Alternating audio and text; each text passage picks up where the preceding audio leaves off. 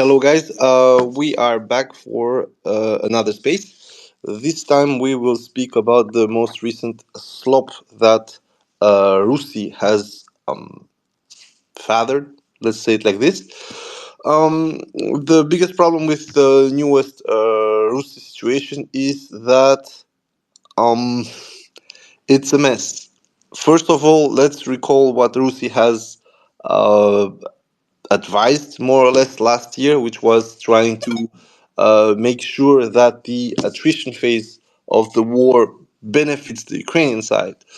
Well, as we said before, in 2024 already, Russia is a bunch of numbnuts, and it would be better for them to just like uh, change their grift or whatsoever, because unfortunately, they are costing Ukrainian lives. Uh, we don't care. I mean, Timor criminal enjoys the stupidity of some people and the advices that they give.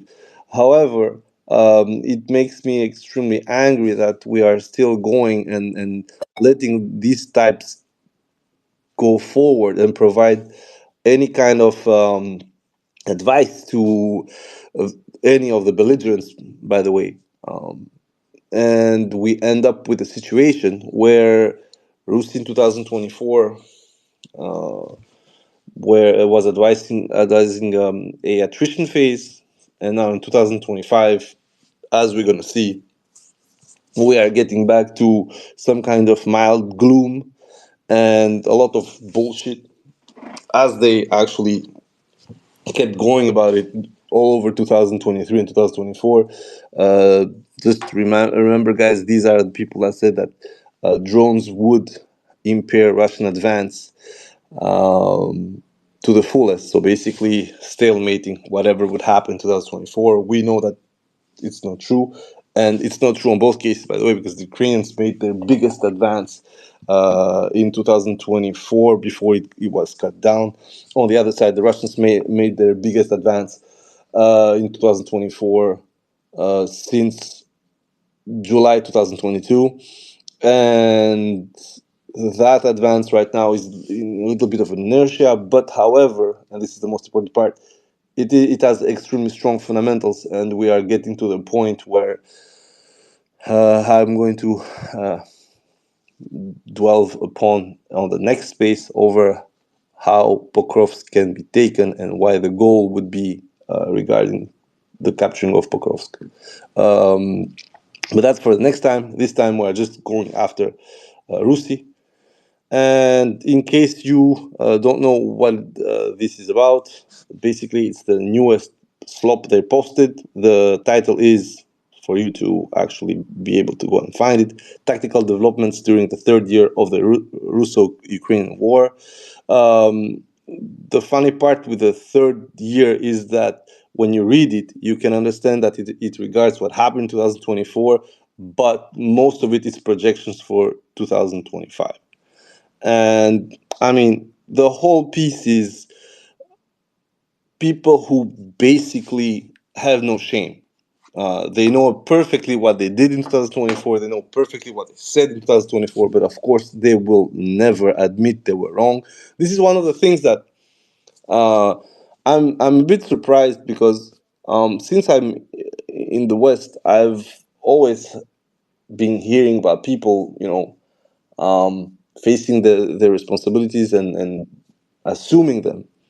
Um, in this case, and this is true for a lot of people, not only Russia. I mean, like, you can speak with the Kaufmans, you can speak with the Koplis, and probably it's a lot worse for the military people who are still dealing with the Ukrainian case when it comes to the actual operational phase.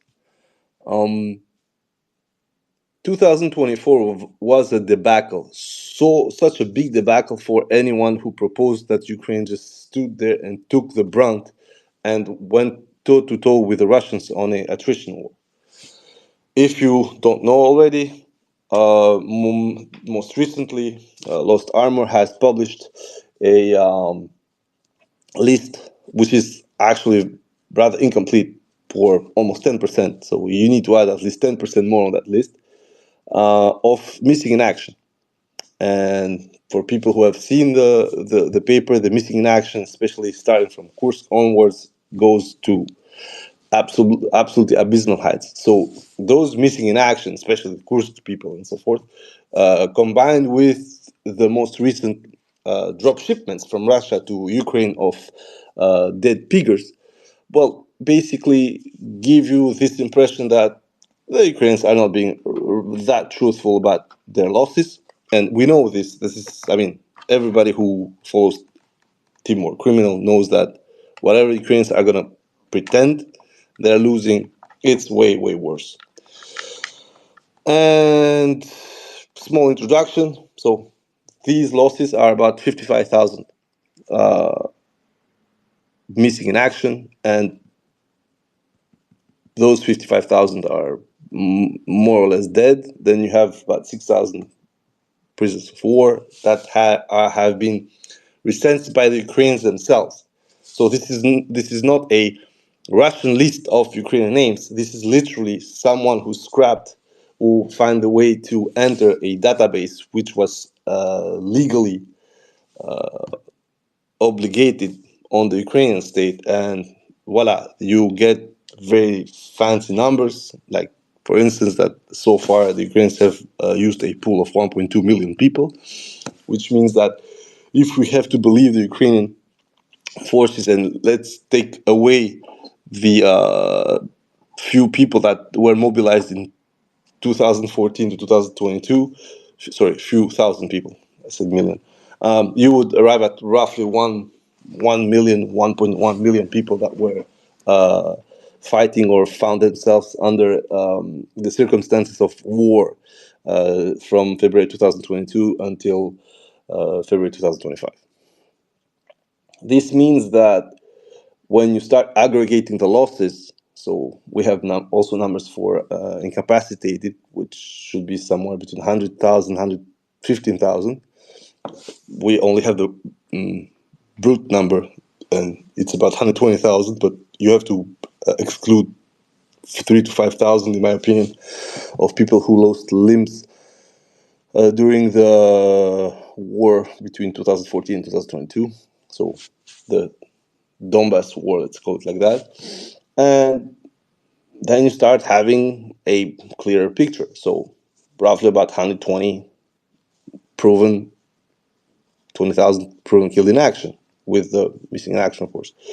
About 115 incapacitated. So basically, you have those irrecoverables are already at over 240,000. If you add the prisoners of war, which would be exchanged, 245. These are people that will not come back to fight without replacement, because the whole point, if you have noticed with the Russian and Ukrainian prisoner of war exchange, is that they are replaced when a certain quota is attained. And then you have, and this was why I am blaming Rusii and a lot of people who wanted the Ukrainians to go into this path of attritional war. You have the deserters. This the Ukrainians have said themselves. We don't have the same numbers, so those are not there. But mostly, let's be honest, 114,000, of which 90,000 just went out of combat in 2024, with, once again, the caveat that a lot of them are actually a wall. So basically, at some point, they just don't want to fucking be there. They go away. They mostly do not come back. Some of them benefited from the most recent initiative from the Ukrainian armed forces to forgive them their unlawful leave of absence, and then a bunch of them allegedly came back. So I think at some point it was less than 10, 12,000 in total. So in any case, the problem here is the following, is that even if you start manufacturing some kind of comeback when it comes to that, you are still staring at a total amount of 350 to 400,000 irrecoverables. But the problem is not that there are only that much. The problem is that out of those 400,000 plus irrecoverables, most of it actually happened the last year of the war. So your situation fits perfectly the attrition pattern. First it drops, then small leak, and then you got a gushing outbreak. And once you check the numbers, it's obvious. Like this year, you have about 20,000 confirmed killed in action, plus about something like 35,000 extra missing in action.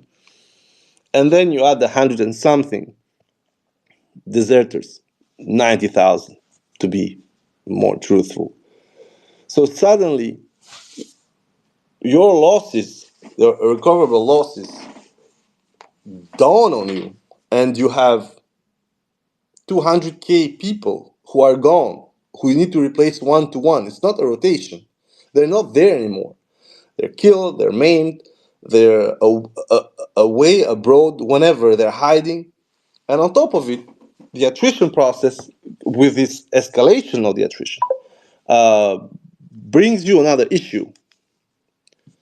It is that you have, and this is something I was explaining yesterday, you have a pattern of Fox effect on both sides. You have a Fox effect.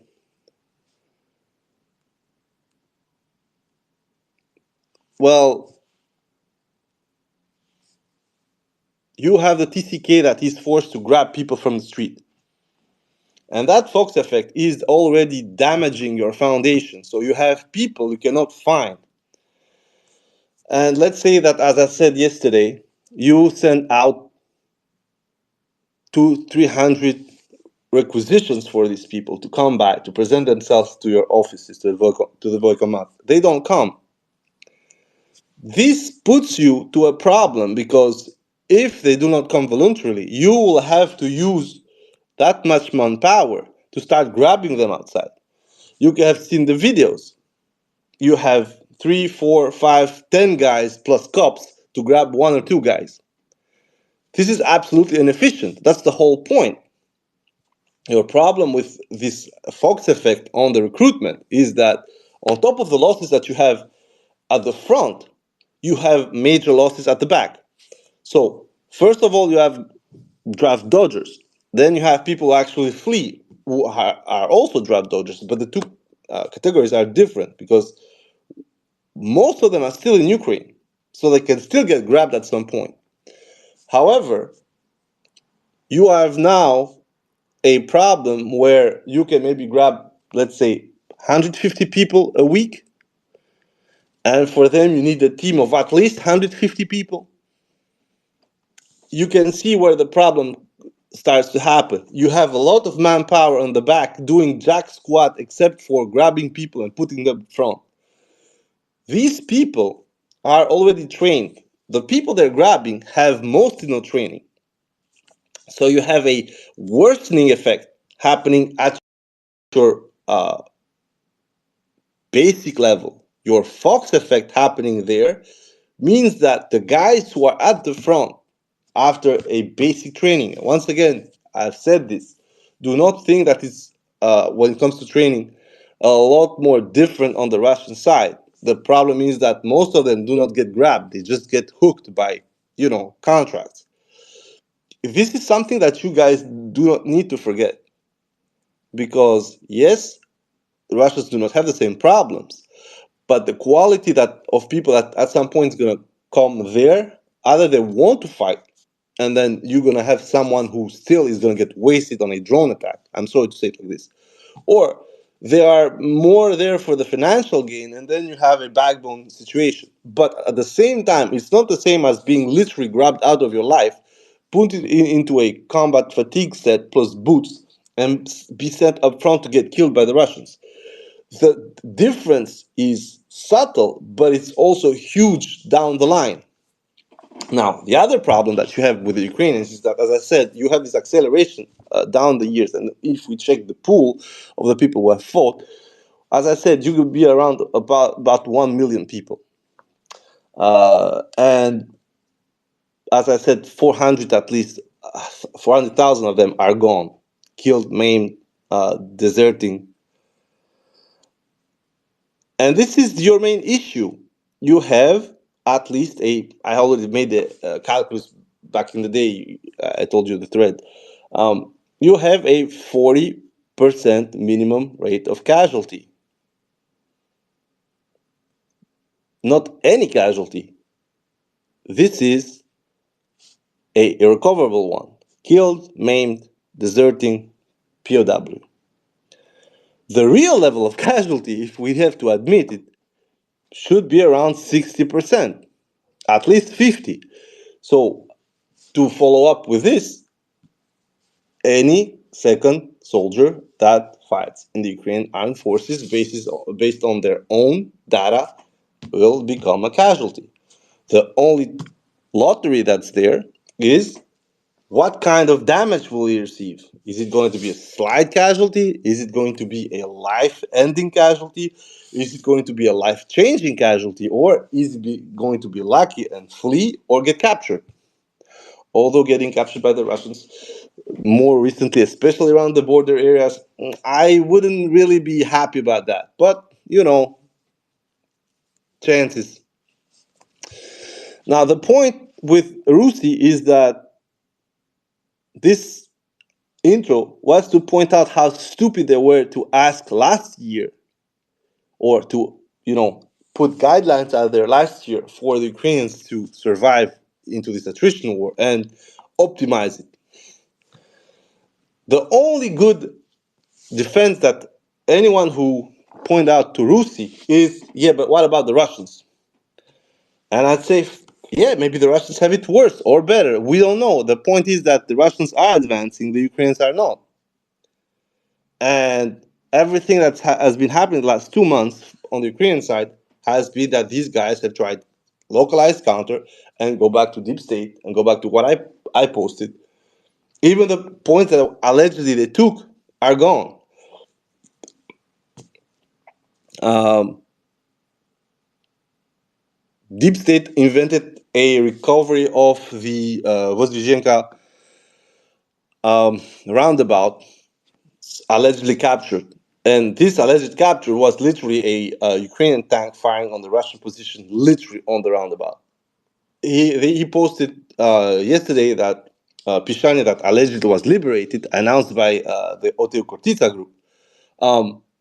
Well, Russians had re-advanced in there, and I posted the very same day, actually, after the announcement that Pishani had been liberated, quote unquote, by the Ukrainians, geolocation of Russians, the 17th of the month, being there, capturing the point. So, who to believe? Well, as I said, to me, you don't need to believe anyone. If there was any truth to a lot of things that have been said, that the Russians are having it hard in Pokrovsk and so forth, we would see something completely different happen. So basically, a slow but steady back rolling of the Russian forces. This so far has not happened, and it's completely normal why it hasn't happened, because the Ukrainians, due to the nonsense spewed by a lot of people, including Rusii last year, have entrenched themselves into a position where they get beaten the shit out of them. And after that, the small breathers that the Russians allow them for many reasons, sometimes stupidity, sometimes a reaction. So for at some point in 2024, remember we had the Ocheretine breakthrough, and then for about 2 to 3 weeks, a rapid advance with the standards of that moment. And suddenly there was a stop about 6 days. And remember what Ukraine said? The Russian offensive petered out. And then about 2 days after, they started the diversionary attack through Kharkov. And they started to panic. They're going to reach Kharkov. They're going to get the second biggest city in the country, blah, blah, blah, blah. And then the Americans replied by allowing strikes within Russia. And of course, we had the whole shit show with Volchansk. which just accelerated the advance in the rest of Donetsk Oblast. Now, the problem when you see that, I'd say, cornering of the Ukrainian military thinking is that they are operating 2024 based on the hope that the Russians will give up because they would be exhausted.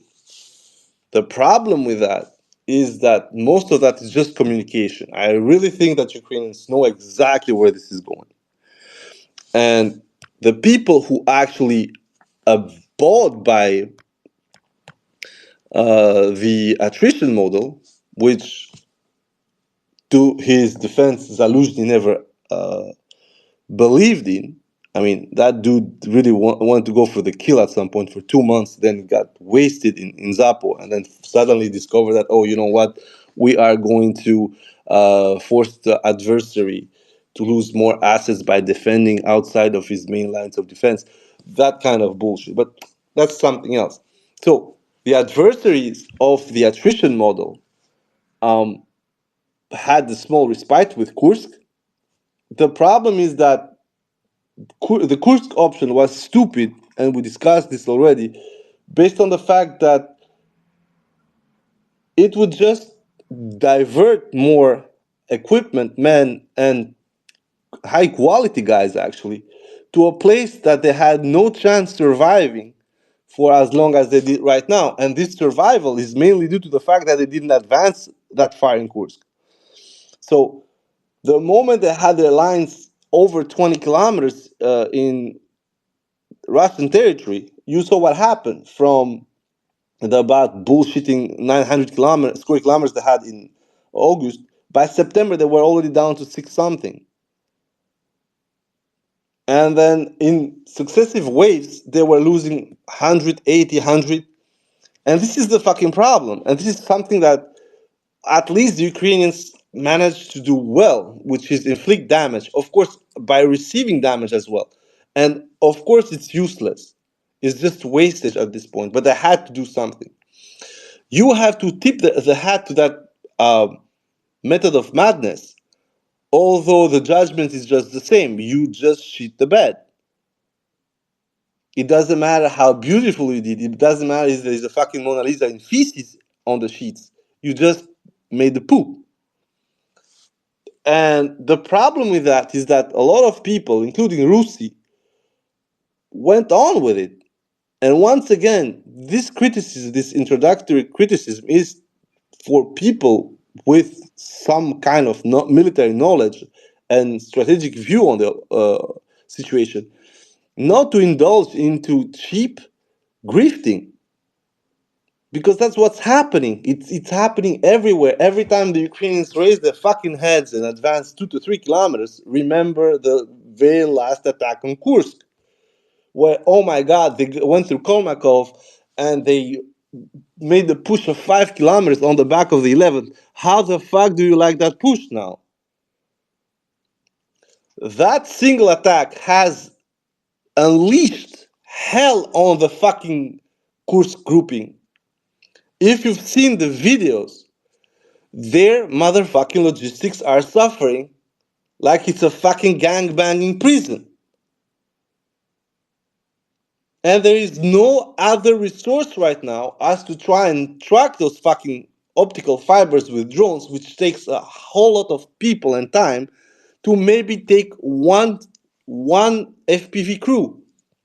On the other side, the Russians every single day start posting trucks, vehicles, APCs, IVs, tanks, and it's so high based on the losses that the attrition model that these assholes at Rusii advocated for last year literally is disproven, because attrition works proportionally. The guy who has less needs to lose less. But if you start having the losses we're seeing here, these 2 months, it's 100 tanks. About 100 tanks. Ukraine has never lost this much, this fast.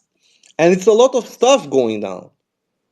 You have uragans being found by optical fiber FPVs. You got a absolute massacre of Bogdanas. And the thing is that the Bogdanas being lost is your worst nightmare if you are a Ukrainian commander, because you are going to have less and less of these, given to the fact that to this point the Russians were going after closer systems. It was easier, and it made a kill mark. Gvozdika, Akacia, towed guns like D20, D30, some 777s that at some point had almost disappeared, but they are now back because probably the Americans under Biden had already shipped actual active barrels to them. So once you start getting to the situation and start understanding from inside,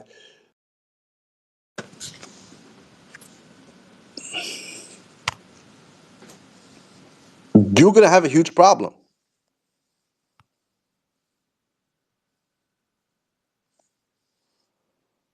So what exactly is the point? The point is very simply, and uh,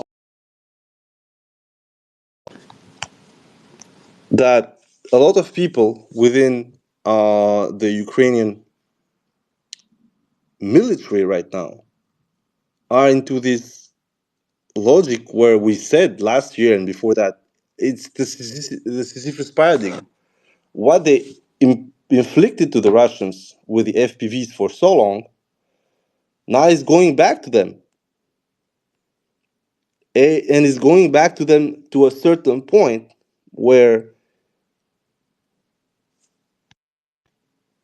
it doesn't actually matter how much they lose. Their main losses right now are things that not only they cannot replace, but also losses that make them feel that if it goes like this for long enough, they will have to go full nuts on certain areas. They will have to literally meet back whole trenches that they already cannot. And this is one thing I want to talk to you about Pokrovsk on the next time, because on the next time you will understand that what is happening right now in Pokrovsk, especially the quote unquote defense of it, is actually the worst thing that Ukrainians could ever do. And it will hamper them during the active defense of the city, but also during the pull out when they're going to lose it. But let's go back to Rusii. So first and foremost, These guys start with blah blah blah. If there is not a quick victory achieved, then a protected warfare will necessitate a continuous process of adaptation. Not adaptation. It's basically von Clausewitz like, do not fight too long because otherwise your opponent is going to adapt. But this is a historical take. There is nothing new in there. However, the analysis of first year mobile conflict, second year still attempted to breach the line, and third year highly attritional, this is nonsense. On both sides, in 2022, you had attempts at mobile conflicts. The problem is that attrition, which is the kingmaker in conflict, was so high for both sides, actually, but especially on Russia in 2022, that actually bogged them down and forced them to adapt a strategy of exhausting the Ukrainians by also not trying to lose too much within the country of Ukraine. Now, the other problem is that in 2023 and 2024, uh, mobile warfare was attempted. Ukrainians succeeded somehow a little bit better for a week or so, and then they were absolutely crashed because of the main issue that I will always have, which is bad logistics. I'll come back to that later on. Uh, but nobody wants to go into attrition in an attrition war. Nobody wants to throw meat at the problem if there is not an actual problem. And that problem is that, unfortunately, this war is being equalized from abroad, on both sides, actually, let's be honest. But we will speak about that a bit later. And then they are bullshitting you, like authors of this paper have worked in Ukraine throughout the conflict and documented the character fighting at intervals, noting tactical developments, operation application for Ukraine, blah, blah, blah. And then they say this is not an academic study. This paper constitutes research notes from fieldwork conducted in November 24, January 25. You need to keep this timetable in mind because this timetable is the worst for Ukraine. It's the absolute worst. if you see how much ground they're going to lose from November, December, and January, which is almost 1,800 square kilometers, you need to keep this in mind when these motherfuckers are speaking about stuff that Ukraine does that is so much better than the Russians. Now, once again, Rusii has a huge problem, and the problem is that they have a side, and they're pro-Ukrainians. Point. They're not gonna start, describing you in glorious letters how the Russians are doing this so much better. No, they're gonna always, you know, draggedly tell you that yeah, maybe it works.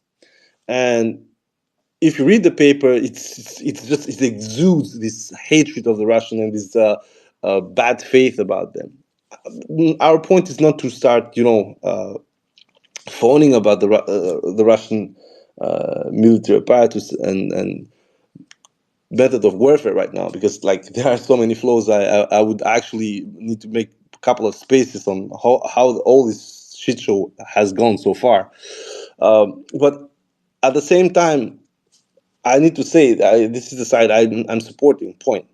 So while at war, you can criticize and be respectful in what you criticize. I'm not saying being deferent to them. Quite the contrary. I'm literally calling the Russian commander in chief monkey. So well, but the point is to actually have at least a little bit of logic when you do that. If you're gonna start listing assholes like Philosoph or big back in the day, 13th, all these people who have no clue. They have no clue. There are actual people who tell the truth, who actually point out the main flaws within the Russian military situation. They are not posted by anyone. There are small TGs. You have to go and find them left and right, and then they sometimes drop gems of understanding, and you're like, "Oh God!" Then you start making sense of all of it. But nobody's gonna try and talk about that. Everybody's gonna drop on. Oh my God, Girkin said that. 15 said that. Radov said this. The Doomer cult said that and this and that. It's extremely complicated. I had a space over that, over the fact that Russia at this point in the war, Russia's biggest problem is that they do not have a proper channel, and that all the channels that actually are publishing pro-Russian material are competing. Some of them are competing for funding, for aid, for visibility, and therefore you have this idea that some units are doing a lot better because you see a lot better from them. But at the same time, who still here remembers a bunch of units that kept Zappo alive? I mean, Bobber, for instance, has almost disappeared. They are still fighting, they are still doing, but how many Bobber footage do you see compared to Zappo or Cascade that was disbanded or at least pulled back and reformed with other units? Like this is one of the things I want also to say, that at least Ukraine does this because it's its own survival at stake. The Russians, they do not care. Every couple of weeks, you have new FPV operators popping out with smaller channels, and they have super gems. But then you're not understanding why there is so much profusion. Why is it so complicated to have a centralized depository of kills? You have the Irishman, you have the Vanya Ivanov guys, you have Sudo. You're gonna have a lot of other people posting. Yes, those are household names right now, but if you have to check the stuff we're looking for, that we have to uh, thank our AI human machine in the group. He knows who it is. Um, you just don't understand why this is happening. On the fourth year now is going to be the fourth year of the war. There is still not a centralized PR formula for the Russians, which makes everything so much harder to control down the line. You're gonna have people who literally invent stuff like Volt 8. Volt 8 wrote a whole essay on one alleged Russian Mobic who within 18 days was mobilized and died, and he even sided with the name. It was found out that the guy never was Mobic. The guy was a police captain, and that shit was posted by idiots on the. And it's completely normal for a lot of people to just, follow blindly what is said and start having doubts, because there is a shit show on the Russian side. But this is among everything else, the PR lack of control would need to be addressed ASAP on the Russian side if there is something else happening down the line.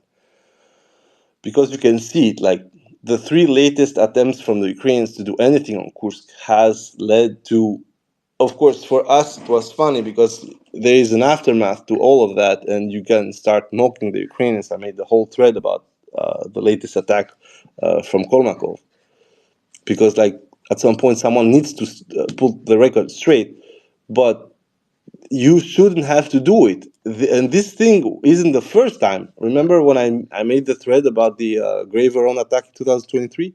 That shit was done in one day. Ukrainians kept posting stuff from 4 hours of combat over 4 days, and there was still alleged Voyenkor saying that we are still Ukrainians 15 kilometers from Grey Veron. There was none. The guys were already being like killed within Ukraine themselves. And this stuff is gonna keep going like this because, as I said once again, Russia does not consider PR properly. It's not that they don't want to do it. It's simply for some reason they're too boomers or whatever you want to call it. And this PR, however, works like a gem for the Ukrainians. Even if they get creamed, it doesn't matter. It's all good. Like we had the 2025 post footage of their successful assault from Kolmakov, while I had posted a um,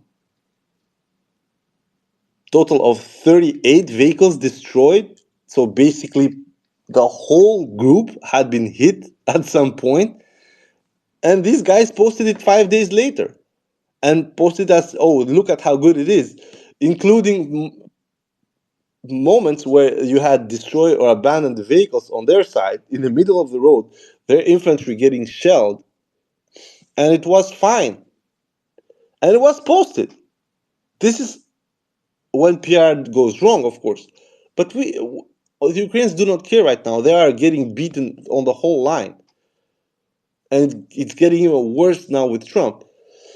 However, like Rusii is part of this PR game that they have. And unfortunately, given that they have the support of the Western media and Western governments, uh, it is going to be impossible to compete unless you can actually say, maybe not the truth because we don't know the whole truth, but the closest you can be, the closest possible to the truth, or at least the facts on the ground. And right now, the facts on the ground, it doesn't matter for which side, they're grim. It's just that they're grimmer for the Ukrainian side. And there is hope that at some point they will agree that this is a lost war for the moment. And they will ask at least for a longer respite than a few months, like more than a ceasefire.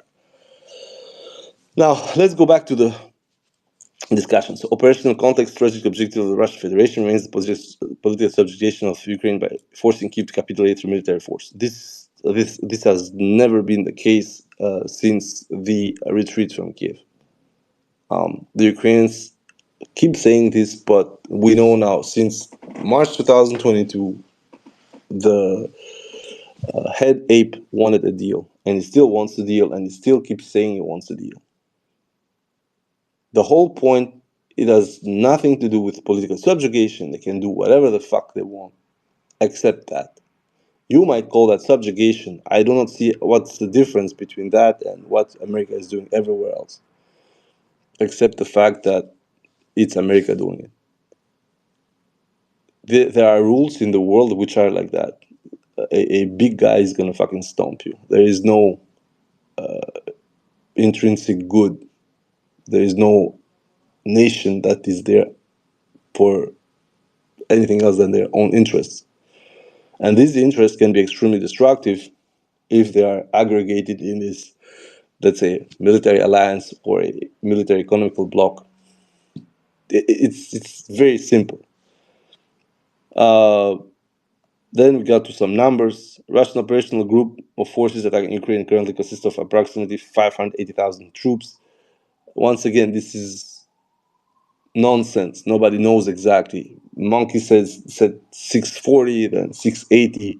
The cocaine guy said 680, then 600, and whatever. But it seems to be around 650,000 people. And then we have Kursk Oblast, 70,000. Not even the cocaine guy has said 70,000. And given the losses on both sides, I do not think that there is 70,000. Losses are high for such a small territory, but at the end of the day, we are still fighting at the company level at best, except for this latest retardation that involved probably at least 1 or 2 battalions worth of equipment on the Ukrainian side, of course. And then blah blah blah, Donetsk, Lugansk, 230,000. So then there is the discussion of strikes from the Russian side, strikes on the Ukrainian side, and there are more numbers. Russia contracted more than 400,000 in 2024. Well, given the latest calculus based on the payment that was dished out by the Russian Federation for newly signed contracts, it's rather less than 400,000, but it doesn't really matter. At the end of the day, they can say whatever they want.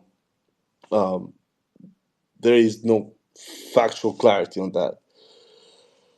And then there is the casualty, 200 persons killed per day, with over 1,200 casualties per day towards the end of the year.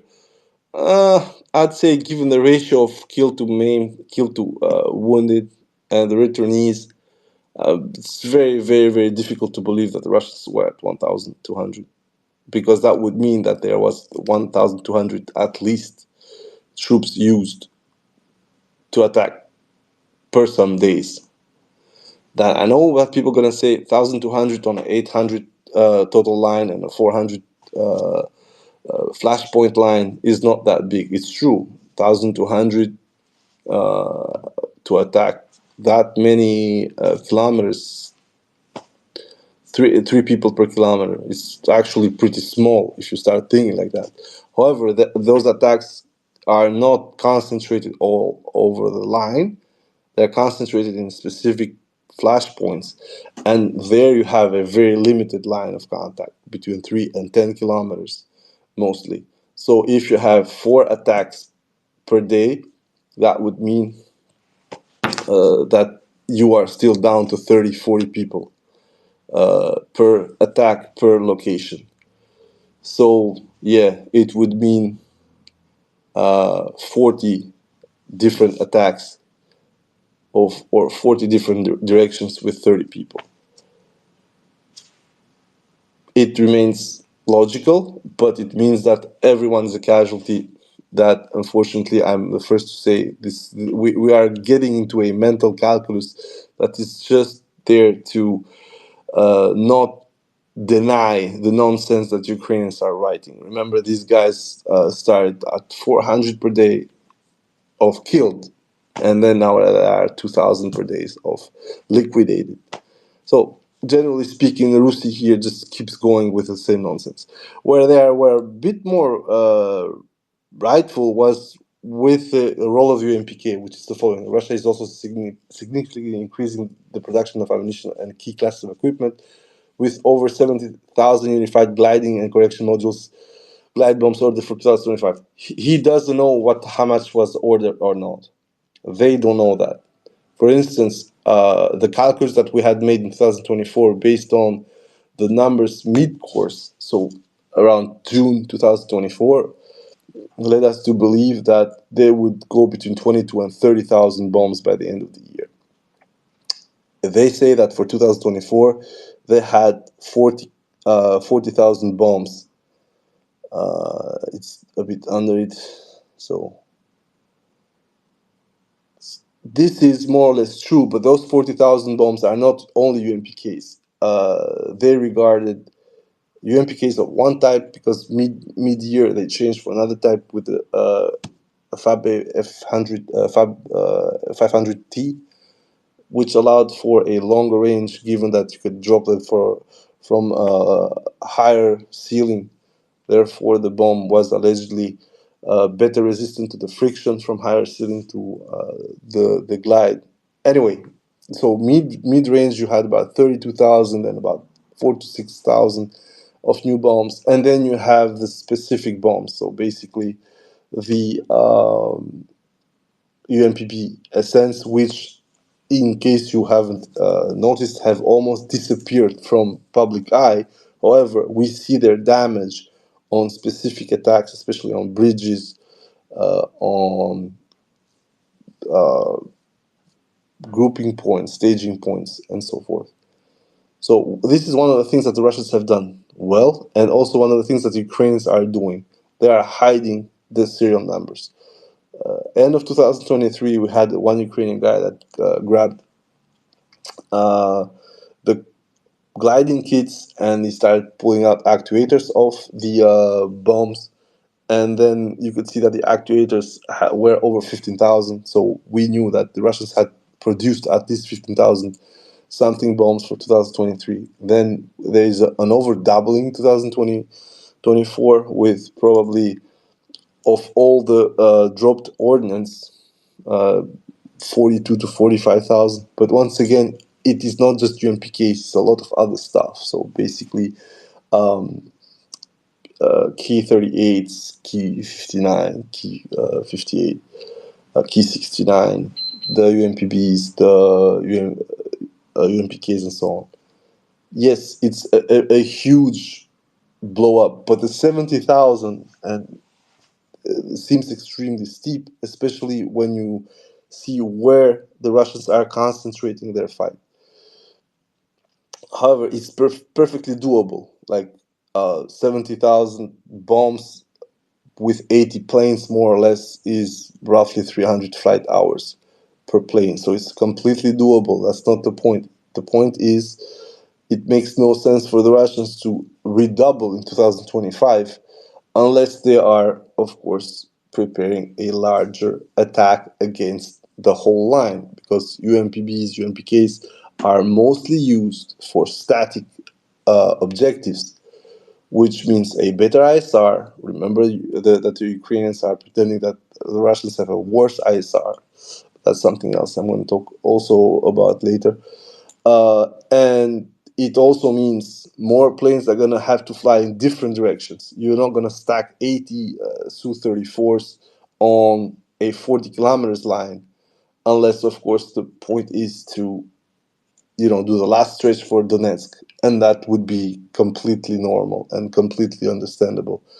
But I do not see that coming, especially the way that the quote-unquote negotiations have started and the reaction to those negotiations from Ukraine and Europe.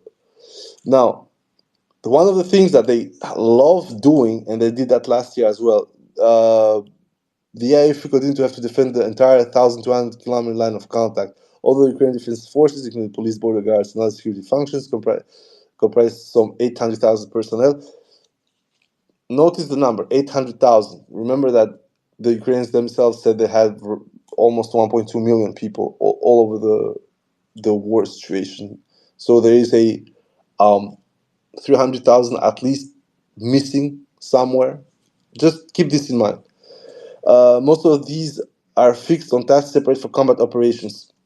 Which tasks would that be? Maybe TCK and all that assistance? Who knows? The available combat power for LFU comprises less than 25% of the force.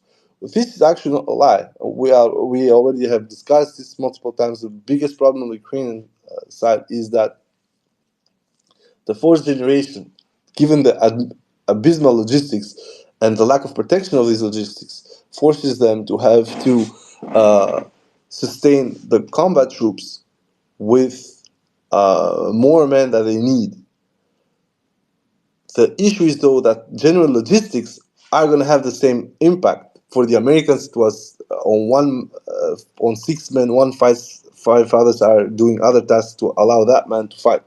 But that means that in order for you to have a large enough army, uh, you would have to, have 5 times the fighting man, so 5 times the supporting man. You can see the bloating of the type of manpower pool you need to have in order to sustain that. So basically, for the AFU, one quarter of that 800,000 seems largely logical, but also means that if it's true, in 2024, the Ukrainian armed forces have lost and replaced their whole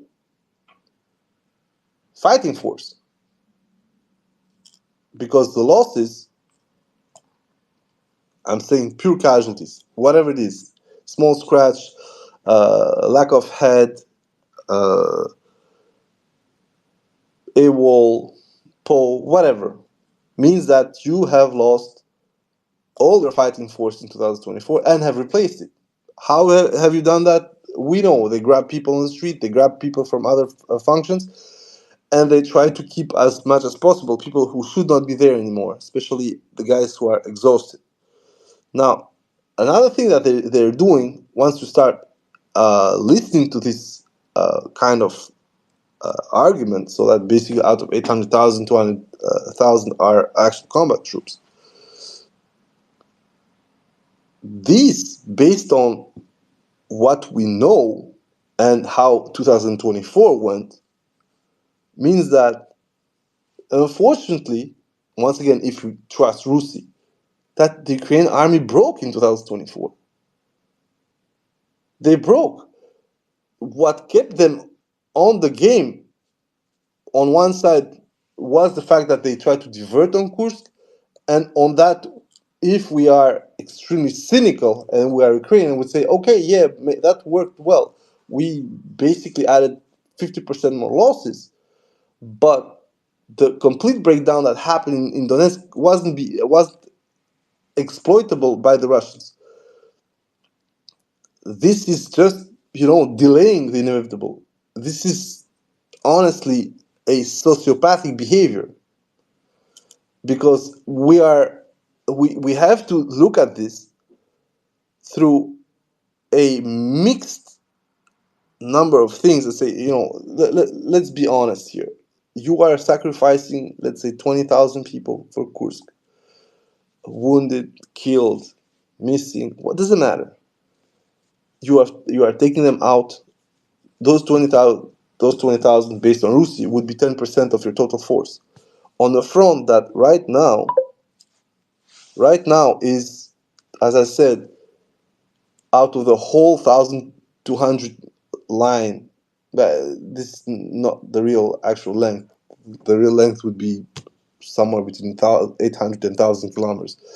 But you are taking 10% of your forces, alleged combat forces, because you need to supply them as well, and they're putting them in about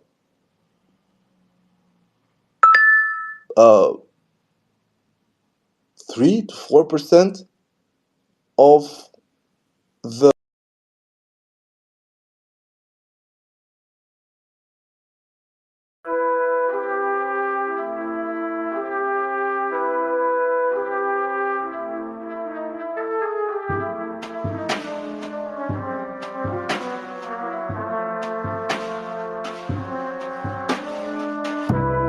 So, guys, welcome back after a involuntary stop due to a personal issue. Everything's fine, don't you worry. So we are going back to the dunk on Rusii. First of all, if you don't have the time, or if you weren't there for the previous 50 minutes or so, I'm going to make a quick recap. First of all, Russia, as usual, has been a bunch of retards, but that gets stipendiated pretty nicely from an array of donators. And over the years, during this war in Ukraine, they have been making questionable calls for The Ukrainian side, as I said, 2023, it was some kind of hype of the counter, but not that hard. 2024, they hyped attrition as a tool for Ukraine to survive. Um, and now in 2025, we are going to check exactly what they think is going to happen, what Ukraine should do. Um, some, hard points with hard numbers. First of all, they insisted on the fact that Ukraine only has about 800,000 troops in total under the flag, of which 200,000 were on the line. We explained why it was completely logical that it would be like this, and then this is further deteriorated by the fact that the fourth generation Ukrainian side is extremely bad, given the Fox effect of the people who do not commit. So basically, all the guys that get caught by the TCK, they are people who rather would not come to the voenkomat or have nothing to do with it, but just get caught because they are of the age to be drafted. The people who actually also receive the povitskas that don't go, they actually either flee, hide, or whatever.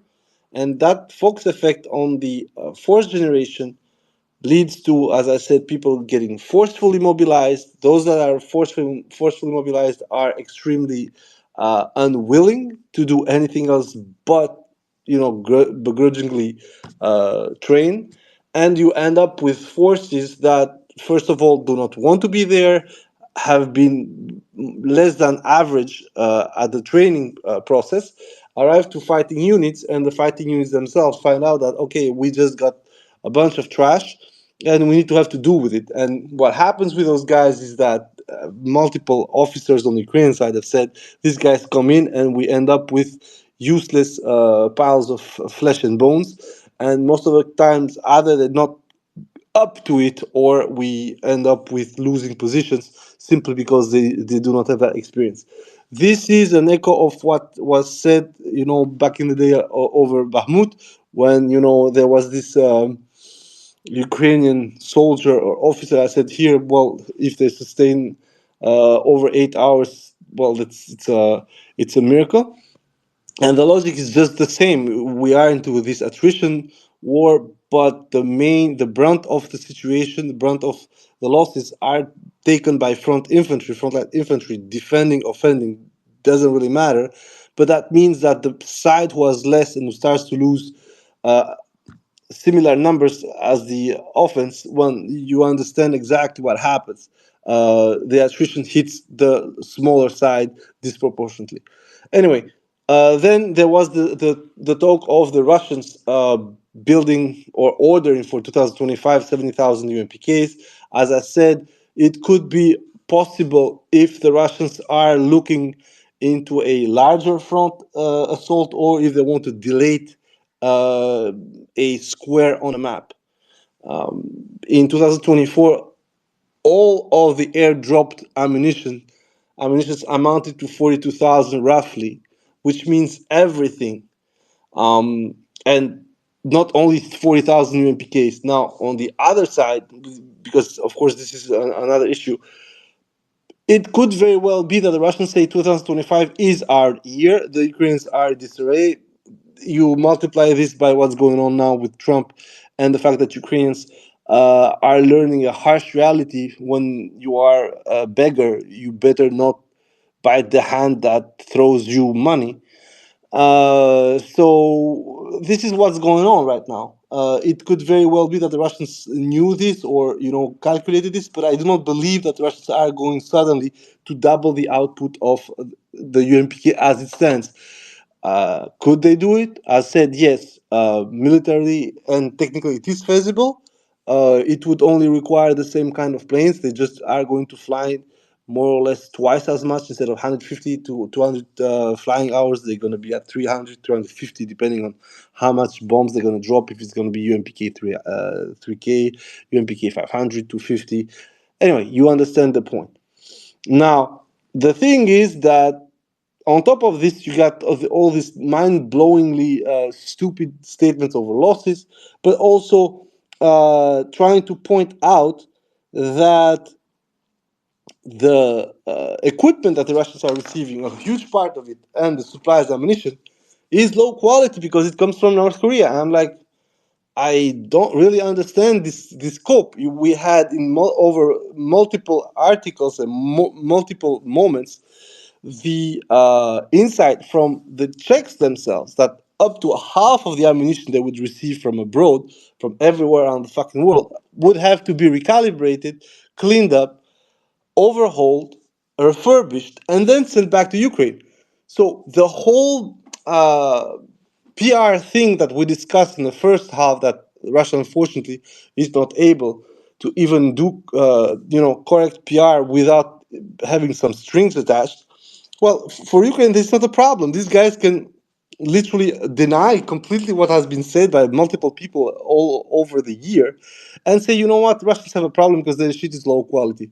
And you're like, okay, well, how about Ukraine? And this is also coming up now with the Russians using donkeys and mules for local tactical logistics, which it might sound hilarious, but it is what it is. And I rather understand, because up to now they were complaining that they had to do everything by carts, and using any kind of petrol engine vehicle would lead to it being detected and being blown up.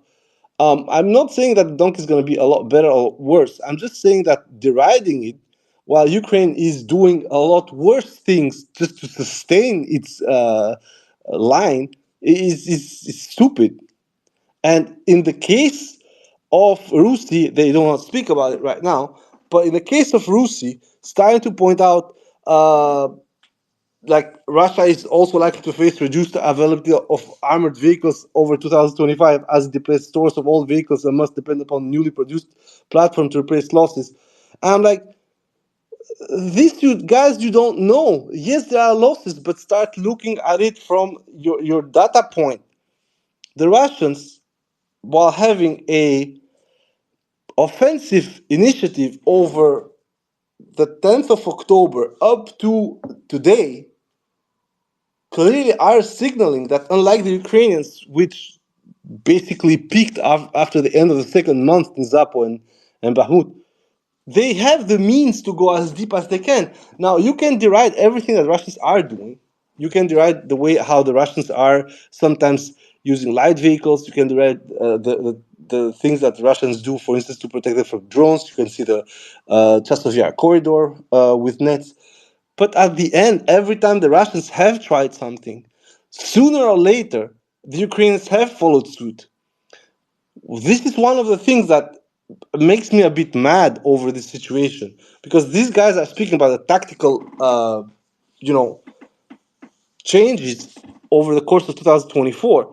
But one of the biggest change that we're seeing right now is that systematically, to defend against drones, Ukrainians are using a vast array of electronic defenses, a vast array of cages.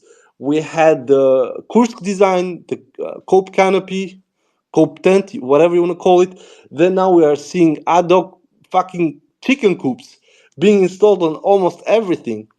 Initially, this was only for artillery because the SPGs especially were extremely important. But now we have them over everything: Humvees, VABs, tanks, even the smallest non-armored vehicle. One of the things that people should point out is that, unfortunately, for a lot of people, mocking the Russians when they start something is missing the point. And yes, they have a lot of shortages and a lot of gaps still, but they know what they want to do with it. One of these gaps is unfortunately the absence of armored active protection system.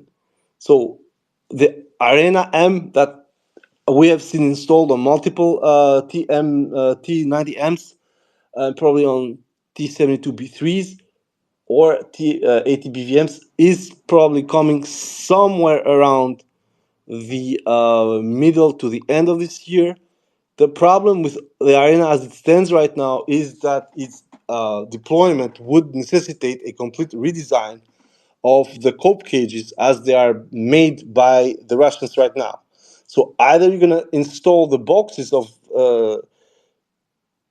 the Arena M, so the cassettes that jettison the charges or the effectors, completely outside of the cope cage, which would maybe render the wiring to these cassettes a bit more vulnerable. But you can also just keep it that and just say, that the arena is going to stop most of the FPVs.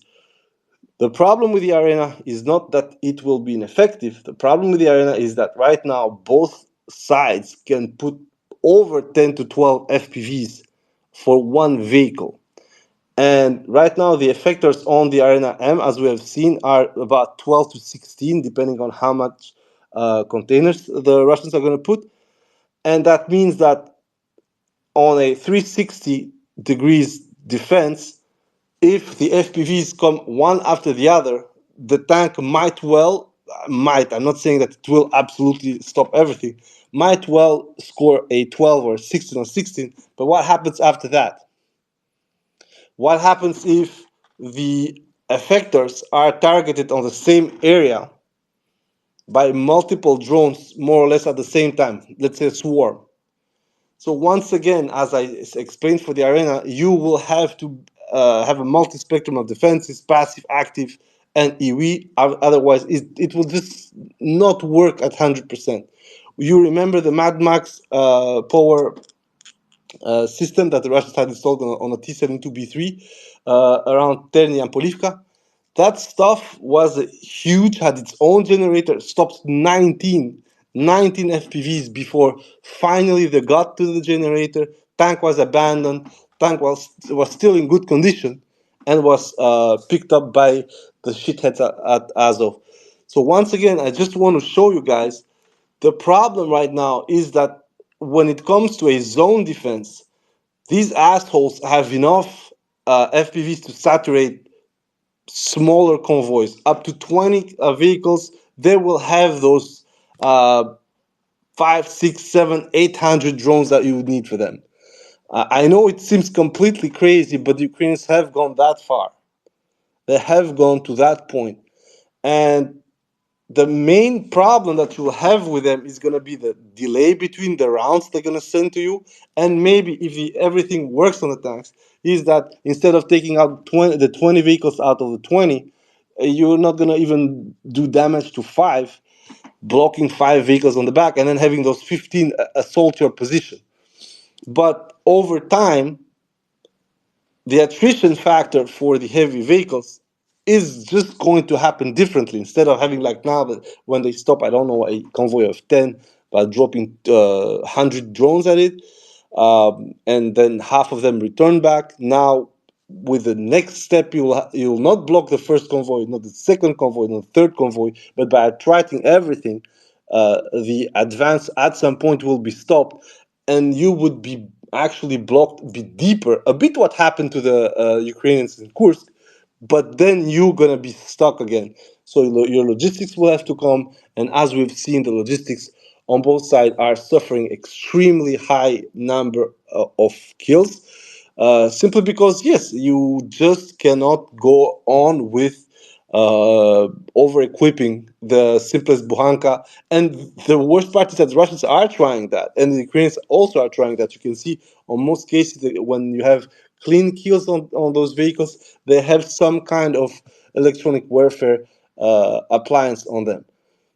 Just to tell you guys, the saturation of these FPVs, of this equipment, is extremely high. It doesn't stop one side or the other from advancing momentarily, but it's still there. Now, this thing on Rusii is indeed uh, explained. It's taken in account, and they start with tactical context of the Russian offensive triangle. And you're like, much of this war is recognizable from early 2023. And you have artillery battle, layered defenses of trenches and fortifications, and well, they say the Russians' adaptations have aggregated into a offensive triangle of three primary combined arms that are creating competing lands for Ukrainian forces.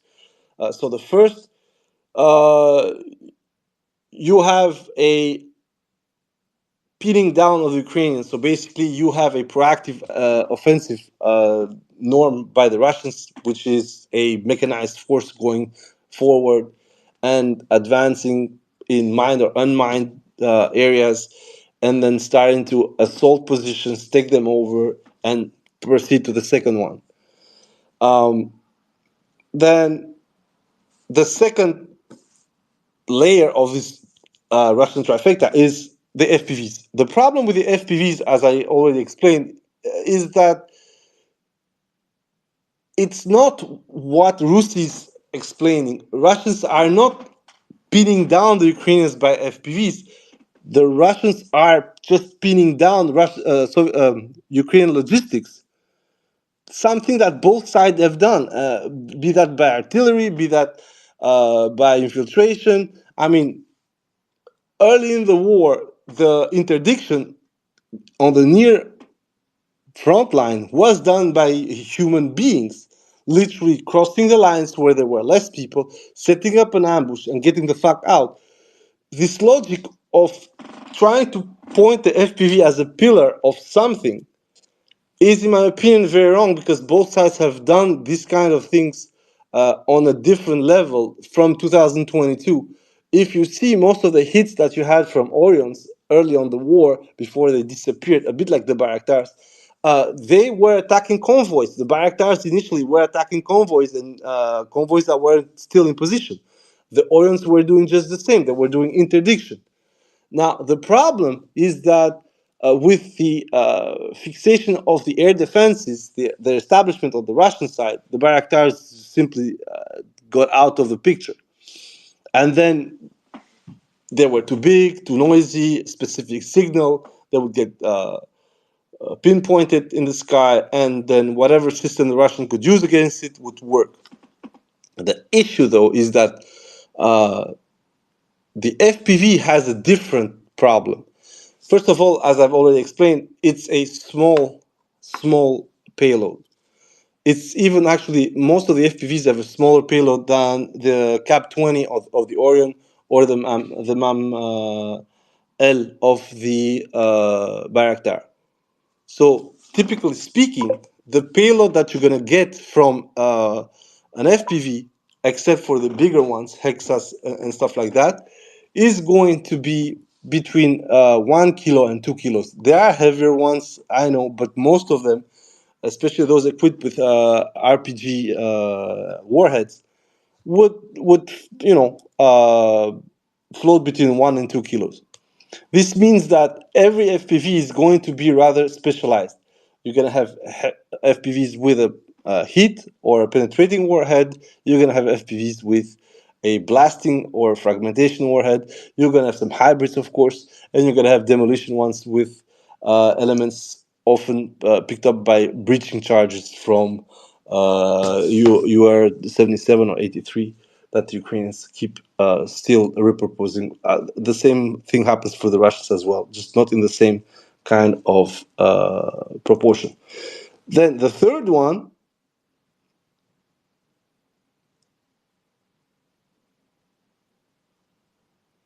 is the gliding bombs.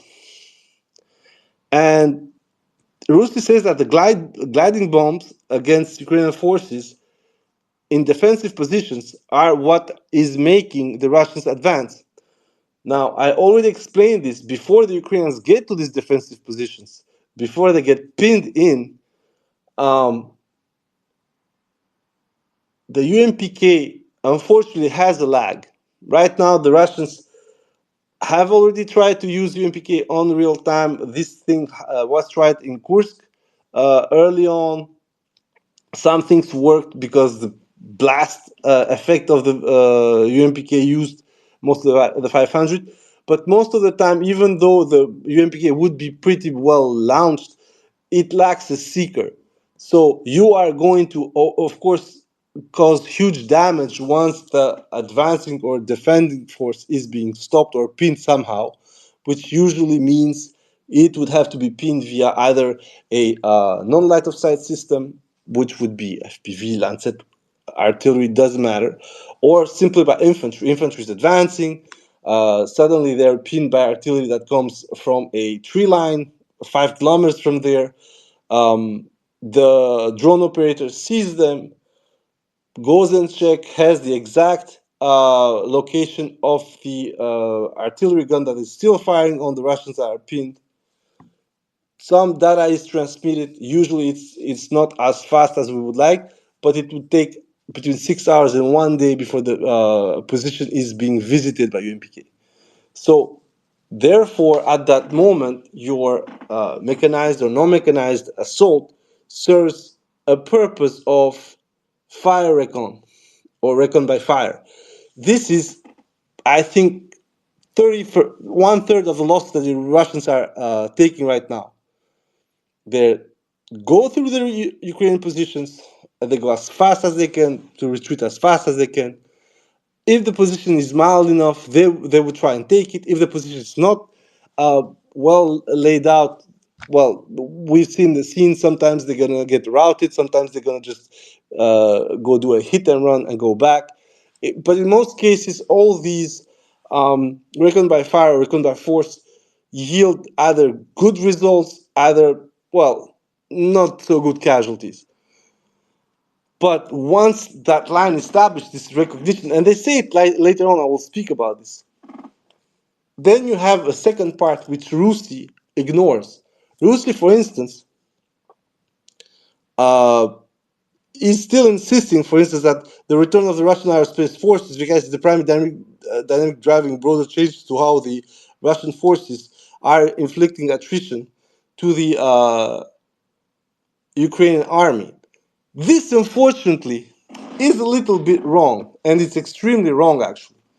If you have seen more recently the images that are coming from the Russian side, the optical fiber FPV, which is still a part of the FPV thread, or the NLOS thread, because Lancet and the Privet 82 are, or the Myolnia are doing the exact same thing with slightly different flight profiles.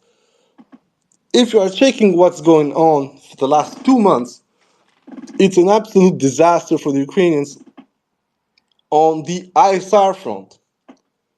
Somehow the Russians have managed to know where most of the staging points are. They have managed, if you saw the latest footages of Ukrainians getting blown in Sumy Oblast by FPVs flying across the border, finding them into old Kolkhoz hangars, blowing them up. There's a wonderful video today of a Leopard 1A5. There was another video of one T80 hybrid, a T80U turret over a TBV hull, and two BTR-4s that were found, and well, the whole place was reduced into rubble. They went twice over there, and then once you see this, and then you try to make it work with how the Ukrainians are showing off how many ISR drones they're shooting with FPVs. You got Orlans, Merlins, Zalas. They almost apparently, if you check the data recently, they almost drowned a four-post, which would have been pretty rad actually. But generally speaking, the problem of that Ukrainians have is not the VKS. The VKS, what they do is literally once they know there is an accumulation of whatever, they're just gonna launch the MPKs and that stuff is gonna blow the place into bits. And it wouldn't actually discriminate between a trench or a build-up area, common apartment, stuff like that. The main issue that Ukrainians have, the main um, dynamic driving broader changes are coming not from UMPKs, which once again I said it's extremely important. It allows the Russians to have one main game changer over the Ukrainians. But it is that somehow, despite every single effort the Ukrainians are undertaking to stop the Russians from having localized ISR advantages, it's failing because the Russians are finding even more equipment now that allegedly they are deprived of this ISR. So, well, this is the question I want to ask to everyone who's going to tell me, yeah, but look at all these drones that have been shot down. Okay, I'm fine with that. Explain to me how more drones are shot down and more equipment is lost on the Ukrainian side. There is an explanation. It's going to be some kind of a scoop. I the group already knows. Allegedly, and this is something that Gams found. Actually, he showed me an image, and I said, "Oh well, I know that hue, and that hue is not, simple thermal imaging." So apparently, the Russians are using finally synthetic aperture radar's capability on the front, something that they tried in 2023, which was ended short by the only Orion equipped with that capability being shot down in Bryansk. That stuff was flying all over the border, going back, and apparently the test got cut short, most probably because the Americans, pointed out that, oh, this guy is doing something that we don't like, just shoot it down. And it's very possible that it led to the ambush against the Russian airspace forces in May 2023. The Clean Sea attack against the Su-30 and Su-35, along with the two helicopters. That thing is back in force, and it's absolutely. Initially, I thought it would have been a CBR, but a CBR cannot find cold tracks. A lot of the equipment that you saw being blown up is equipment that has been followed by ISR in a way or another. It's not simply you're gonna fire your gun, it's gonna get picked up by a zoopark or whatever, or a Yastreb, and then suddenly the drones are gonna fly straight to you. No, what happens most of it, guys get hit, the CBR finds more or less the trajectory, doesn't react right away, waits for the night when this fuck needs to stop and go and hide. SR flies overhead, finds traces of heat and other movement.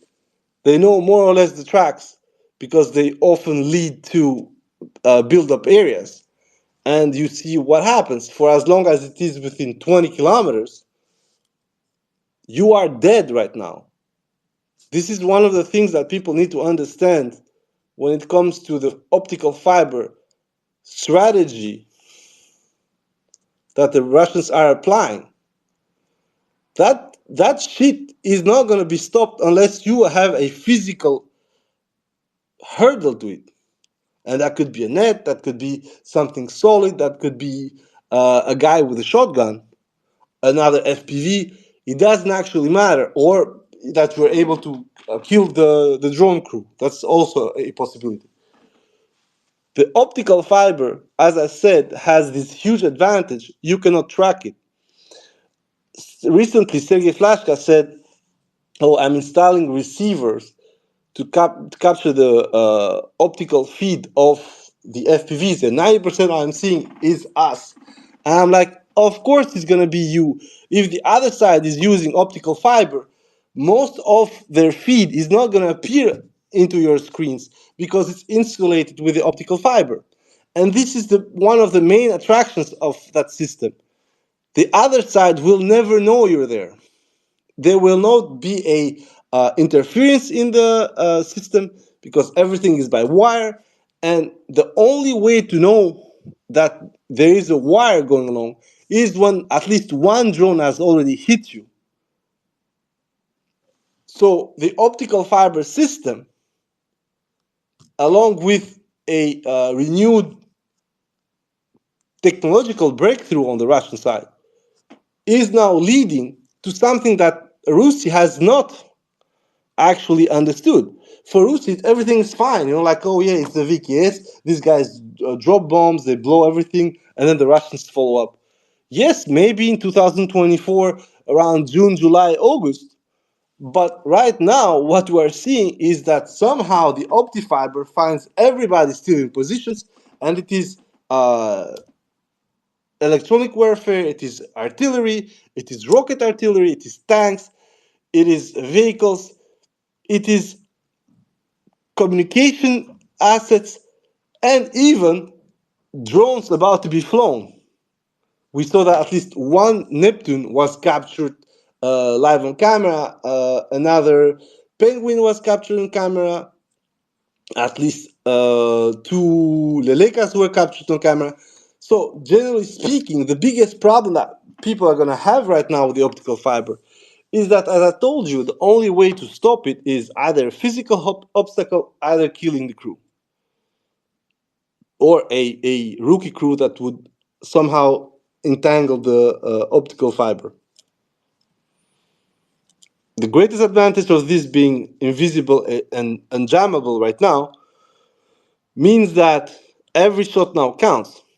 And as I said, one of the biggest problems that both sides had was that the wireless FPVs, due to the saturation in electronic warfare, but also the saturation in delaying protections, passive protections. I mean, Tsarmangal on one side, the multiple iterations of cope cages on both sides.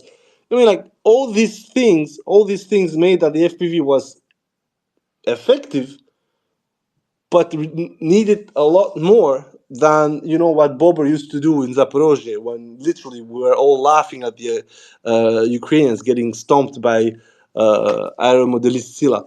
This now is a huge problem for the Ukrainians because it's been 6 months and only now you can see a couple of optifiber hits. And those hits, and this is the funny part, they suffer from the same problem than the Russians. And the Russians now have the necessity to multi-hit equipment, not because the FPVs do not work, but simply the damage that is done more of the time is not definitive.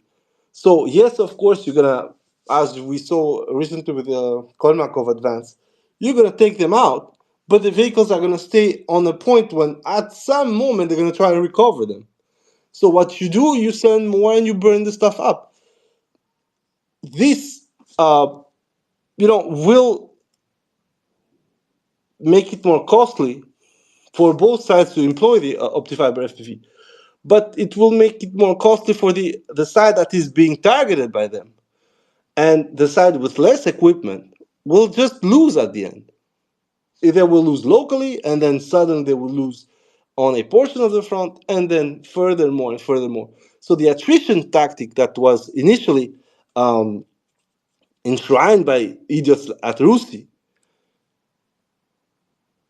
is actually going the wrong way for the Ukrainians.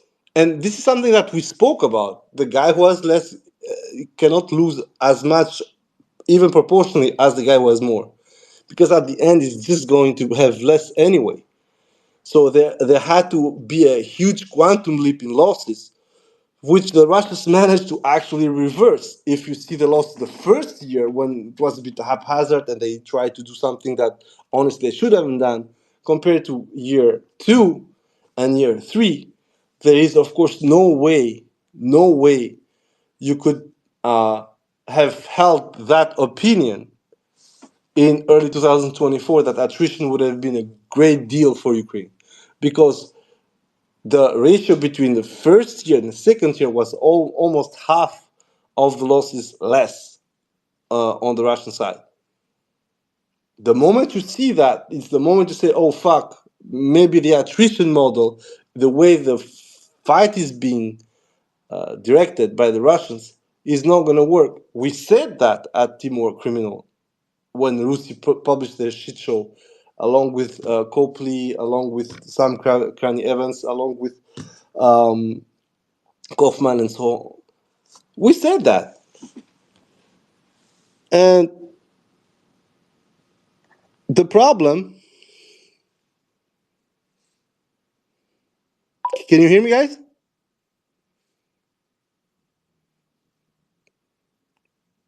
Apparently, there's someone who isn't listening. If you can just, put a finger up for me just so I can know that you're listening or not. Okay, it's fine. So, that's the funny part with the how Rusii is looking at this, and the fact that they're so pro-Ukraine they cannot start and doing the analysis properly is understandable, because I think one of the greatest misfortunes of the Ukrainian side is that the side that is trying to help them is not listening to them. It's the side that is trying to teach them a lesson, trying to show them how the fucking war is fought. This is one thing that Ukrainians already said in 2023. The training that we have, for a lot of reasons, okay, no problem. It's actually good sometimes, but it doesn't take into account drones at all. And drones in this case were mostly seen as ISR and trench warfare and so on. But in the next explanation, the next chapter here, so evolving ground close combat tactics that Rusii is saying, you can see that the problem of Rusii is actually they cannot be honest analysts of the situation.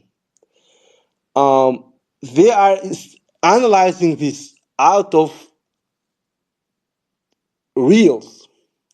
They are not seeing, and they say that they've been there, spoken to the Ukrainians, stuff like that. I fail to see how that is true, given the type of description we're going to hear right away. So, first of all, ground close combat tactics differ considerably between Ukrainian and Russian forces. Russian forces have fixed combat armed armies and division on key axes, with the regiments, battalions being rotated and replenished as they suffer losses. Russian units, upon entering the line, tend to conduct wide-ranging advances to contact the section strength, endeavoring to identify Ukrainian positions. Remember what I told you guys. They are identifying recon by force as a method of actual close combat. I'll let you deduct how stupid do you have to be to put everything on the same basket and not understand what's going on. Russian units. So first they send section squads of poorly trained troops. Funny that. Perhaps 8 personnel at a time, although some larger attacks consist up to 30 personnel. Remember what I described this in the morning, that actually the attacks would be up to 30. Well, these guys think that that kind of attack is how the Russians are going to fight any kind of war. This, once again, I'm going to explain to you, is probably directly deriving from the fact that they do not have a complete sight of the situation.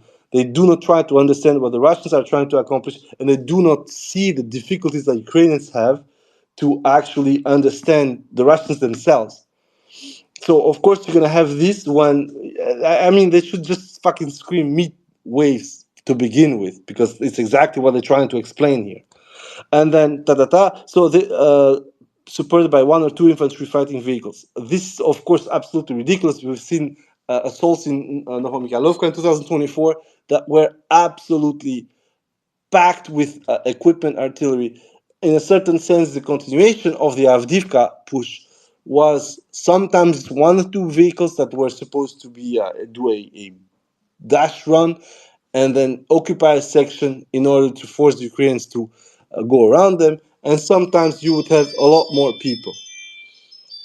Now, they say if the group encounters resistance, Russian commander assess where they believe the best lines of approach to be, in particular where the boundaries between defensive lines lie. This is stupid. This whole attack at the seams, that is something that Ukrainians keep telling people, is retarded. It is retarded because it doesn't work like that. There is no attack at the seams. That is simply a grinding tactic on the line, creating a gap between units and exploiting the fact that Ukrainians do not have enough manpower. This is something they're going to say later, but they are not able to try and link the lack of manpower, the pressure on this manpower shortage, and the advancement and the attempt from the Russians to break sufficiently to open a gap into the defensive zones and then start to widen it. You know this, we've seen this all over 2024. The moment they went past Avdiivka, they tried this time and again. They also tried to always have the higher ground and stuff like that. This is nothing new. I mean, if nobody's on fucking internet can see it,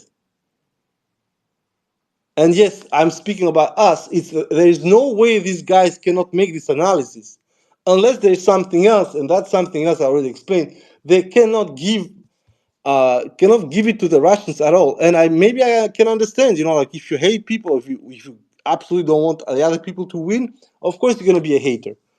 But at this point, you're not hating; you are just distorting reality and giving a narrative that will, if you have to analyze this from a military standpoint, you are going to get the wrong impression every single time because what you're saying here.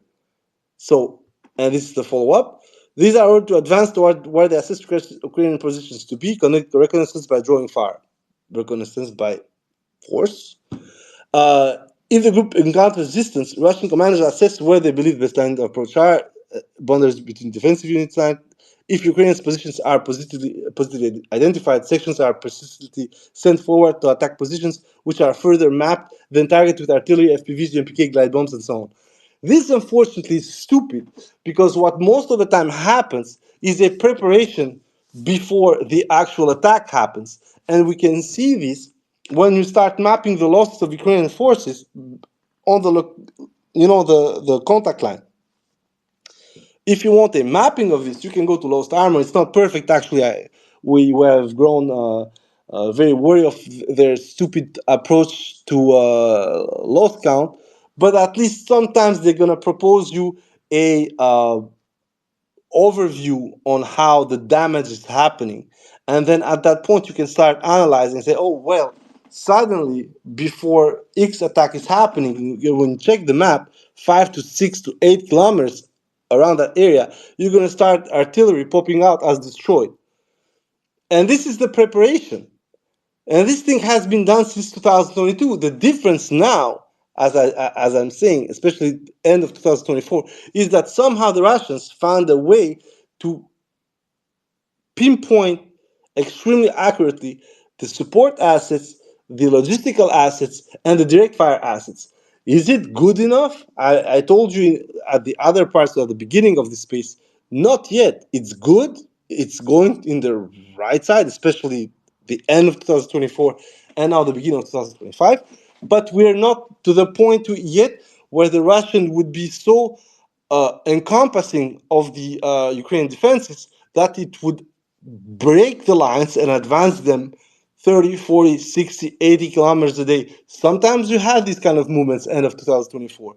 But right now, we just don't have it simply because this is something that I already explained about Pokrovsk. Ukrainians now understand the political issues with the war. The military issues they do not care for now. As I said, the moment they did Kursk, they just dropped the military pretense. They know 100% they're not going to get Donbass back. That's why they went to Kursk. But on the political side, there are a lot of things now they just cannot let go. So it's better for them to start defending now Pokrovsk instead of getting entangled on the post advance beyond Toretsk. It's better for them to still be stupid and attack Kursk, although you need to know, guys, that things are not going that well. If it's verified, maybe gonna have a funny thing happening in the Kursk area, actually in the rear of the Kursk area on Ukrainian territory, with a attempt of the Russians to cut through Basovka and cut the highway Sumy-Suja, going through Yunakivka. Anyway, this is for the next space. Right now, we're just trying to explain why having Rusii say this shit is absolutely mind-blowing and is posing a real threat to the Ukrainian leadership if they listen to this guy. The problem is that I have the feeling that instead of that aspect, we have the Ukrainians trying to sell something that is not true. It's just leading a narrative which at the end it still doesn't explain their losses for 2024, but also their absolute dismal performance to the shoulder counterattack. And it doesn't matter how much blue tint Cope State is going to push just to pretend things are happening, the red tint is still dominating on their map. And this is one of the things that, unfortunately, Ukraine will have the biggest problem to shed once the situation would be catastrophic for them. It is lying to people, not telling them the truth over the situation. We're going to have an Armenia 2020 kind of situation, I hope before the end of 2025, but I have no big, you know,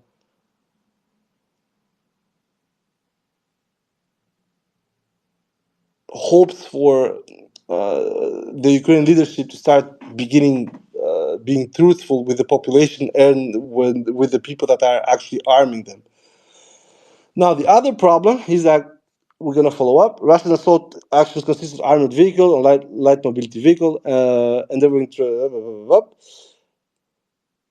And then Russian troops that make it into cover will often lie low and wait successive waves to follow until a critical mass of troops have entered the defensive positions, at which point they will rush the defenders.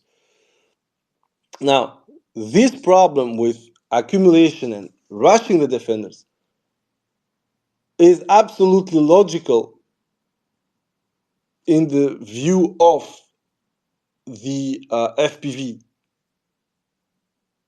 If you are being engaged at the zero line before 1, 2, 3, 4 kilometers before you arrive at the defensive position you need to overpower, well, you cannot always rely, as I said, on pure defenses. You're going to make all these layers of advance up to a point. But this was what the Ukrainians did in Kherson in 2022. In Kherson in 2022, once the beachhead in Davydiv was acquired, they sent as much equipment and people in there and they let them die. They used the exact same tactic and the exact same approach until the pressure on the line, by adding as much people as they could simply because the Russians could not stop them, given the dire state of the Russian positions in Kherson, they simply just walked through, and it didn't matter how much people they lost. They tried the exact same thing in 2023 in Zapo. The difference there is that it didn't work. The Russians had accumulated a lot more, and they had a lot more real estate behind them to push the Ukrainians back, and of course, a lot more equipment to do so. So when he tries to explain that the Russians are just overloading the bases before a push-up, this is nothing specific to the Russians, and it's something that is due to the fact that the defensive force initially is simply overpowering.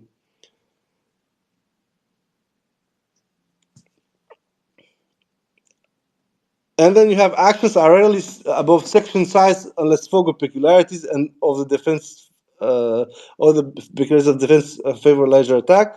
In which case, platoon actions are sometimes launched, followed by with attacks to clear positions, utilizing better trained and equipped troops. Once again, we have here a huge problem when he says that the better troops are coming back to clear the trenches. Because the worst situation that you have when you attack a trench is that you need to be good enough to have a good understanding of trench warfare. Otherwise, the only thing you're going to do is just pile up bodies on your side, and then at the end, the guys defending the trench will just be exhausted. It will not matter. But it's not what happens. We've seen both sides trade these things when units that are uptired, quote unquote, end up killing each other for nothing.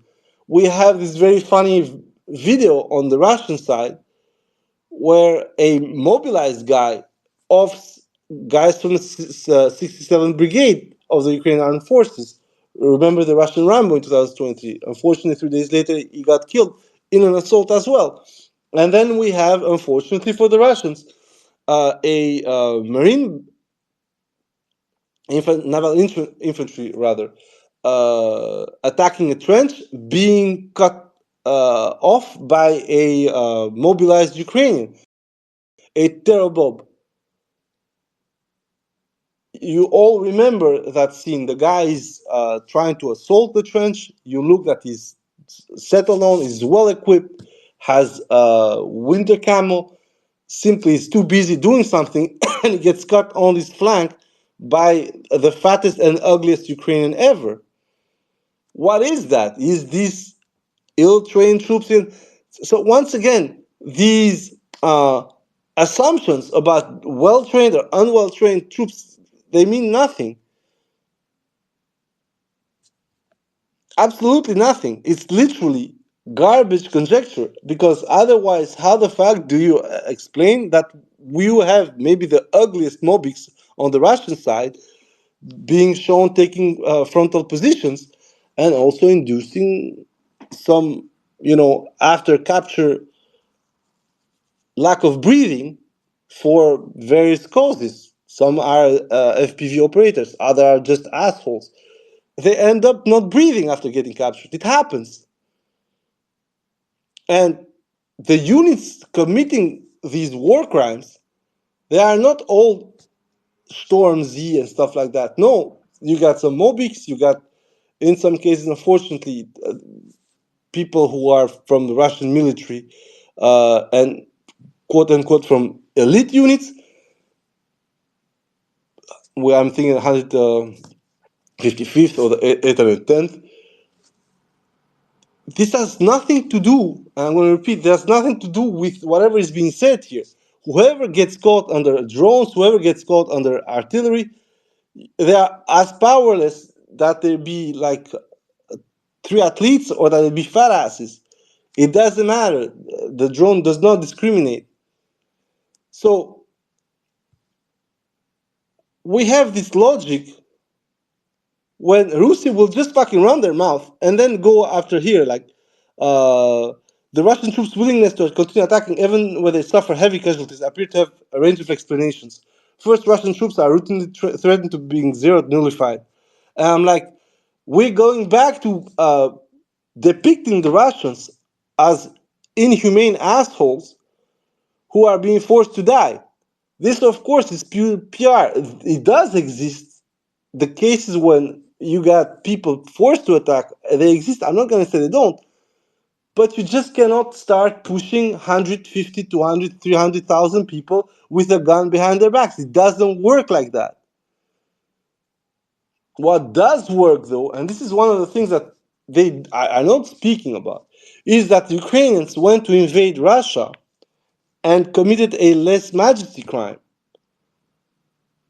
They knew perfectly what they were doing. They knew that the offensive in Russia would be a humiliating trait for a lot of people. The issue, though, is that that aspect is now being used by the Russians to simply waste out Ukrainians. So, contrary to what was said in 2024 about, oh, Russia is humiliated, they're going to start having problems on the interior, a lot of Russians took it the wrong way. What they want to do now is kill Ukrainians. They do not want to depose Putin. They want to kill Ukrainians. And we have gone to a point where, and Trump just is amplifying the situation, Russians think they're winning. If you read the press, if you read the noise, if you read the room, right now the Russians are in a position where, despite no clear victory on the battlefield, the trend is obvious. So when he says that you have here, is it therefore often safer for Russian soldiers to go to ground rather than retreat and await more Russian troops to arrive? Why? And then he said propaganda about treatment if captured has also driven some Russian soldiers to commit suicide rather than be captured when injured. It's a funny thing because these people are injured over 5 kilometers from their theoretical objectives. So who the fuck is gonna cross 5 kilometers on the line? This is the things that make me really loathe these guys. Most of the time, these people who are wounded by grenade drone drops or artillery are gonna get finished. There is no one taking them as prisoners of war, and the Ukrainians are not gonna risk it. They have shown multiple times they're not doing it. They're not. This line there is just bullshit. And on the other side, the Russians are not letting the Ukrainians ask for um, medical treatment. I mean, the most recent one was the Russian commanding officer telling the guys over the 3 captured Ukrainians, shoot 2, just keep 1. The savagery that's happening in this war at the 3rd and now the 4th year is directly linked to how the Ukrainians are designing their war propaganda. The Ukrainians started with funny music and people getting blown off and finished and attacking first responders. The gore has never gone away. So the whole point of saying that Russian soldiers, due to propaganda, they kill themselves. No, bro, they're bleeding out. They're gonna pass out, and they don't want to suffer. And they don't want to suffer because the son of bitches that they have in front of them have no qualm to finish them off, and just post their dead like it's some kind of amusement. And I agree, Ukrainians have the right to do so. Everybody makes their own choices. You want to be an asshole about some things, you can be an asshole, but then there's the backlash, and that's what I'm saying. The problem with Rusii here is that they do not absolutely consider any kind of non-propaganda explanation here. And then you have North Korean troops have shown a much higher tendency to commit suicide to avoid capture of, or if seriously wounded, either with a grenade or by rolling onto the rifle. Like, bitch, we've seen about 100 alleged North Koreans on tape dying, and then they go with this fucking fan fiction. Now, both Russia and Ukraine rely extensively on extensive digging and concealment to create uncertainty about where their main defensive stroke points are. And then he continues, Ukrainian tactics are premised upon extending the depth of their fires and dispersing their force to avoid casualties. The pervasive threat from fires causes units to dig extensively by handing the forward positions to reduce force density. There is admittedly variation of brigade across the blah, blah, blah. And then the range for an infantry section area of responsibility is 70 to 200 meters, with troops often occupying fighting positions separated by approximately 50 meters. This is nonsense. The Ukrainian forces will occupy a defensive line, sometimes 10 to 10. I have multiple evidence of this. The biggest one was Sinkovka. In Sinkovka, the Ukrainians had literal rat holes, each 5 meters to the passage outside of the woods. We've seen that, and that was the funny part. At the first attempt to Sinkovka, when they landed the guys and they started to get greeted by automatic fire on every side, you could see that they were occupying every single ledge of the village, and it went well through the field. And it was almost invisible unless they popped out like fucking moles. The issue, once again, is these guys just vomiting what the Ukrainians want them to say. And you have it, one brigade report holding a 27-kilometer frontage with just 4 battalions. That this is right or wrong, it's not that important, because if we want to analyze it from the factual point of view, even if they had 2 fucking brigades over 27 kilometers, given the propensity of the Ukrainians of not putting whole brigades onto a front line, it will never be enough. Because 2 brigades, about 5,000 people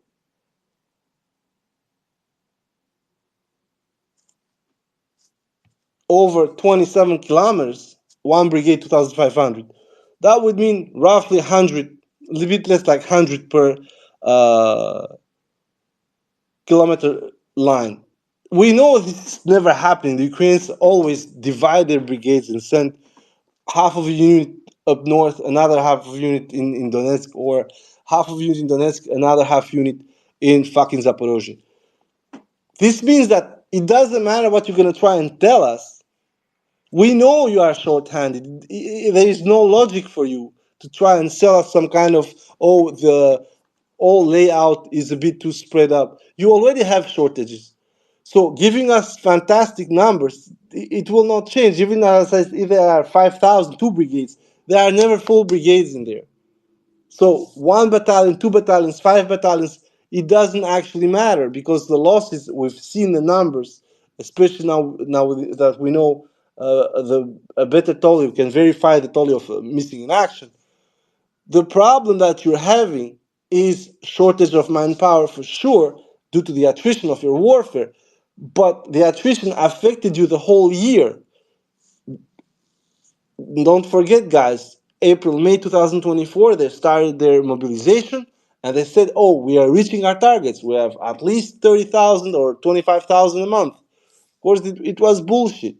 But this is the whole point here. The whole point is to tell that how Rusii is able to write complete nonsense just to sustain some theses that have no fundament the way we see the war upgoing.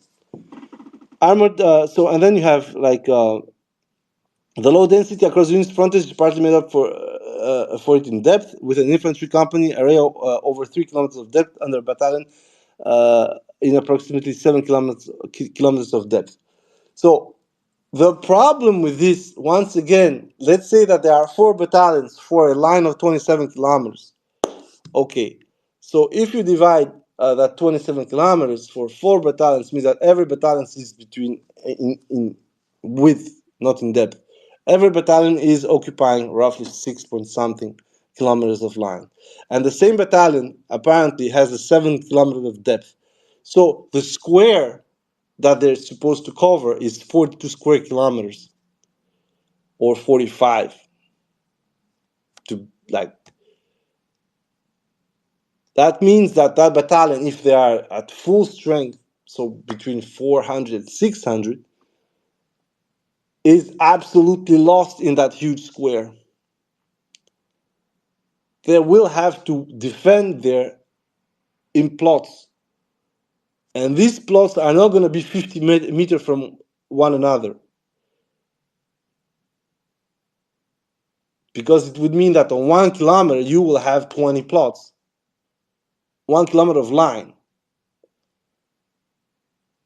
If you take a paper, do a 6 centimeters for 7 centimeters square, and you can start putting points there. Let's say that your small points are 10 people, so a defensive position. For 600, that means that you're going to have 60 points. And it means that there is no HQ, no nothing. Everything is just interconnected dots. Try to put them on that 6 by 7 square that you design. You're going to see there are gaps in between. And on top of it, given that you need to defend in depth, it means that the only thing that you're going to have to is to rely on your neighboring units to cover you up if your depth starts to get reduced to nothing. So there he comes. Range of offensive engagement by unit is often 10 to 15 kilometers depending on its capabilities. Most of the time it's the FPVs. The preference is to maximize attrition beyond line of sight. So once again, it is FPVs. I explained a couple of later spaces that for the Ukrainians, the FPV has become the tool to do everything. So literally it's a hammer and everything else is nails. It doesn't matter if the FPV is not gonna help you out to stem a push from the Russian side if they have located you and they have erased your first defensive line. I explained this. The problem with the FPV is once your FPV wall, so to speak, fails, so you have the Russians within your close perimeter in that square of 6 to 7. The defensive option that you have is to start a head-on counteroffensive to recover your lines. This is what is happening most of the time now around Pokrovsk because they cannot pull back to Pokrovsk. Once the fight is to enter Pokrovsk, the battle for Pokrovsk is dead, is done. And that is because of the manpower problem, the huge area of the city. But once again, we're going to do that in a next space. So, and then they continue with armored vehicles are used for both indirect and direct fire. To that is currently preferred. The threat from enemy FPVs means that tanks and infantry vehicles must be concealed and they dug in, usually within 3 kilometers of the front line if they are assigned to combat roles. The funny thing with this is that we have seen vehicles, especially tanks, way beyond 3 kilometers. We've seen 4.5, 5, 6, 7. Some of the tanks that were blown right now were completely outside of the state border of the Russian Federation in Kursk. And the long range FPVs that we're seeing literally show that this is not the fact. This is not the fact. This might have been between end of 2023 and early 2024 around Avdiivka, but for them to maintain that these forces are within 3 kilometers of uh, the front line, there is nothing to support that. We can be and we can say a lot of stuff. There is nothing to support this shit. And of course, the biggest issue is that they keep saying this as this something true. And we had stuff like the vehicles then return to the because of high latency of FPV sorties, armored fighting vehicles tend to sally forward from these heights to engage in direct fire missions to break up enemy assault actions. The vehicles then return to their protected heights before they can be targeted. Tank-on-tank engagements have increased in regularity because of these tactics. I do not see how they fucking have increased. What we have seen most of the time is the last few months, of course, is ambushes on the Ukrainian side that have actually resulted in Ukrainians losing their ambushing assets. We can speak of the Dalny ambush. We can speak of the head-to-head confrontation around Pokrovsk. All this stuff is anecdote and doesn't have an actual logic, uh, another logic to try and explain things that Ukrainians are doing that to me are absolutely a mortal sin, but they are forced to do it because the situation, tactically and strategically, around the area that they're defending is that bad. If they are not counterattacking Pokrovsk right now, it will not matter if the Russians are at the gates of the city and on some areas that are less than 2 kilometers away. The assault towards Pokrovsk is not happening because the Russians want absolutely to cut most of its highways, resupply roads from the west. But at some point, they started to move towards that goal, especially through Vozhizhenka. Then they're going to cut through the Promin in Moskovska.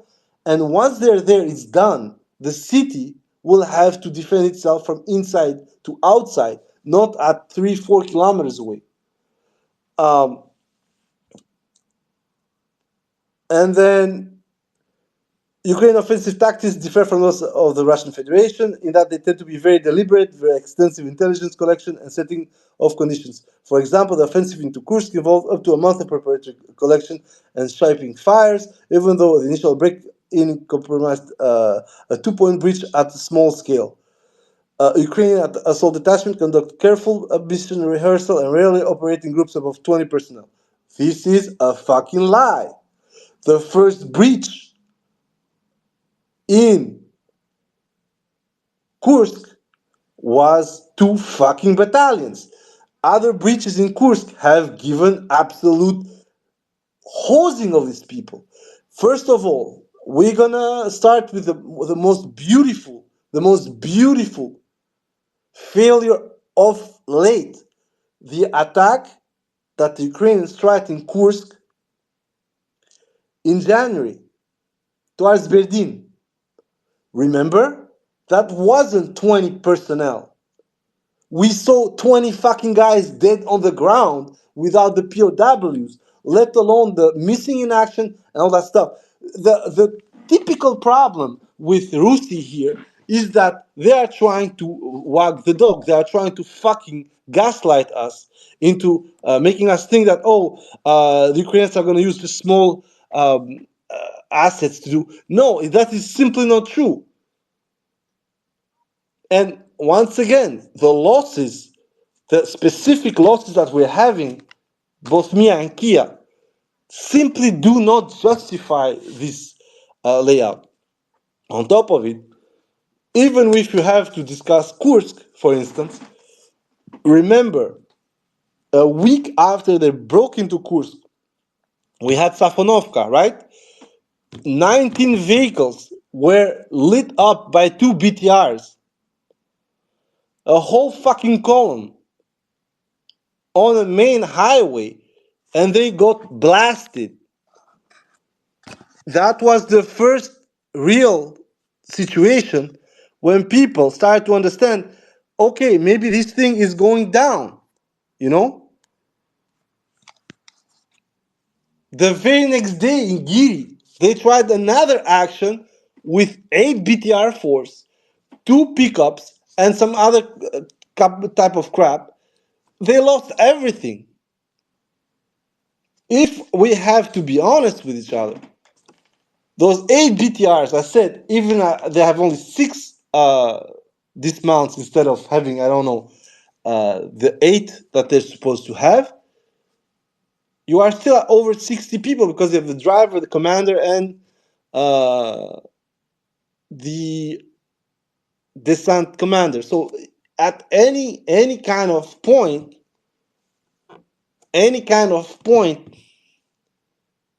the whole nonsense about Ukrainian actions at maximum 20 people, that's not true. What the Ukrainians are doing with 20 people is some rear guard action, some kind of, you know, uh, grab and run that they do. For instance, they did that in Torres multiple times. They did that also recently in Pokrovsk area with Pishane, for instance. There is nothing logical in what's being said. Why the Ukrainians will use piecemeal every time? They do that in Pokrovsk, by the way, because they need a stalling of the Russians. But the problem with this is that you cannot start telling people that that's how they do it every time. The most ridiculous claim would be then why the hell in Kursk from Kolmakov they went and wasted 30 something vehicles. You're gonna tell me that those vehicles had no troops? It's retarded.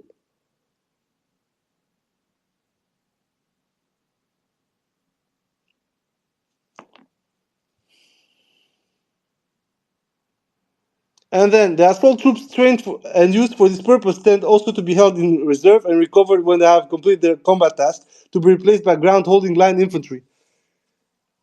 This is a funny one.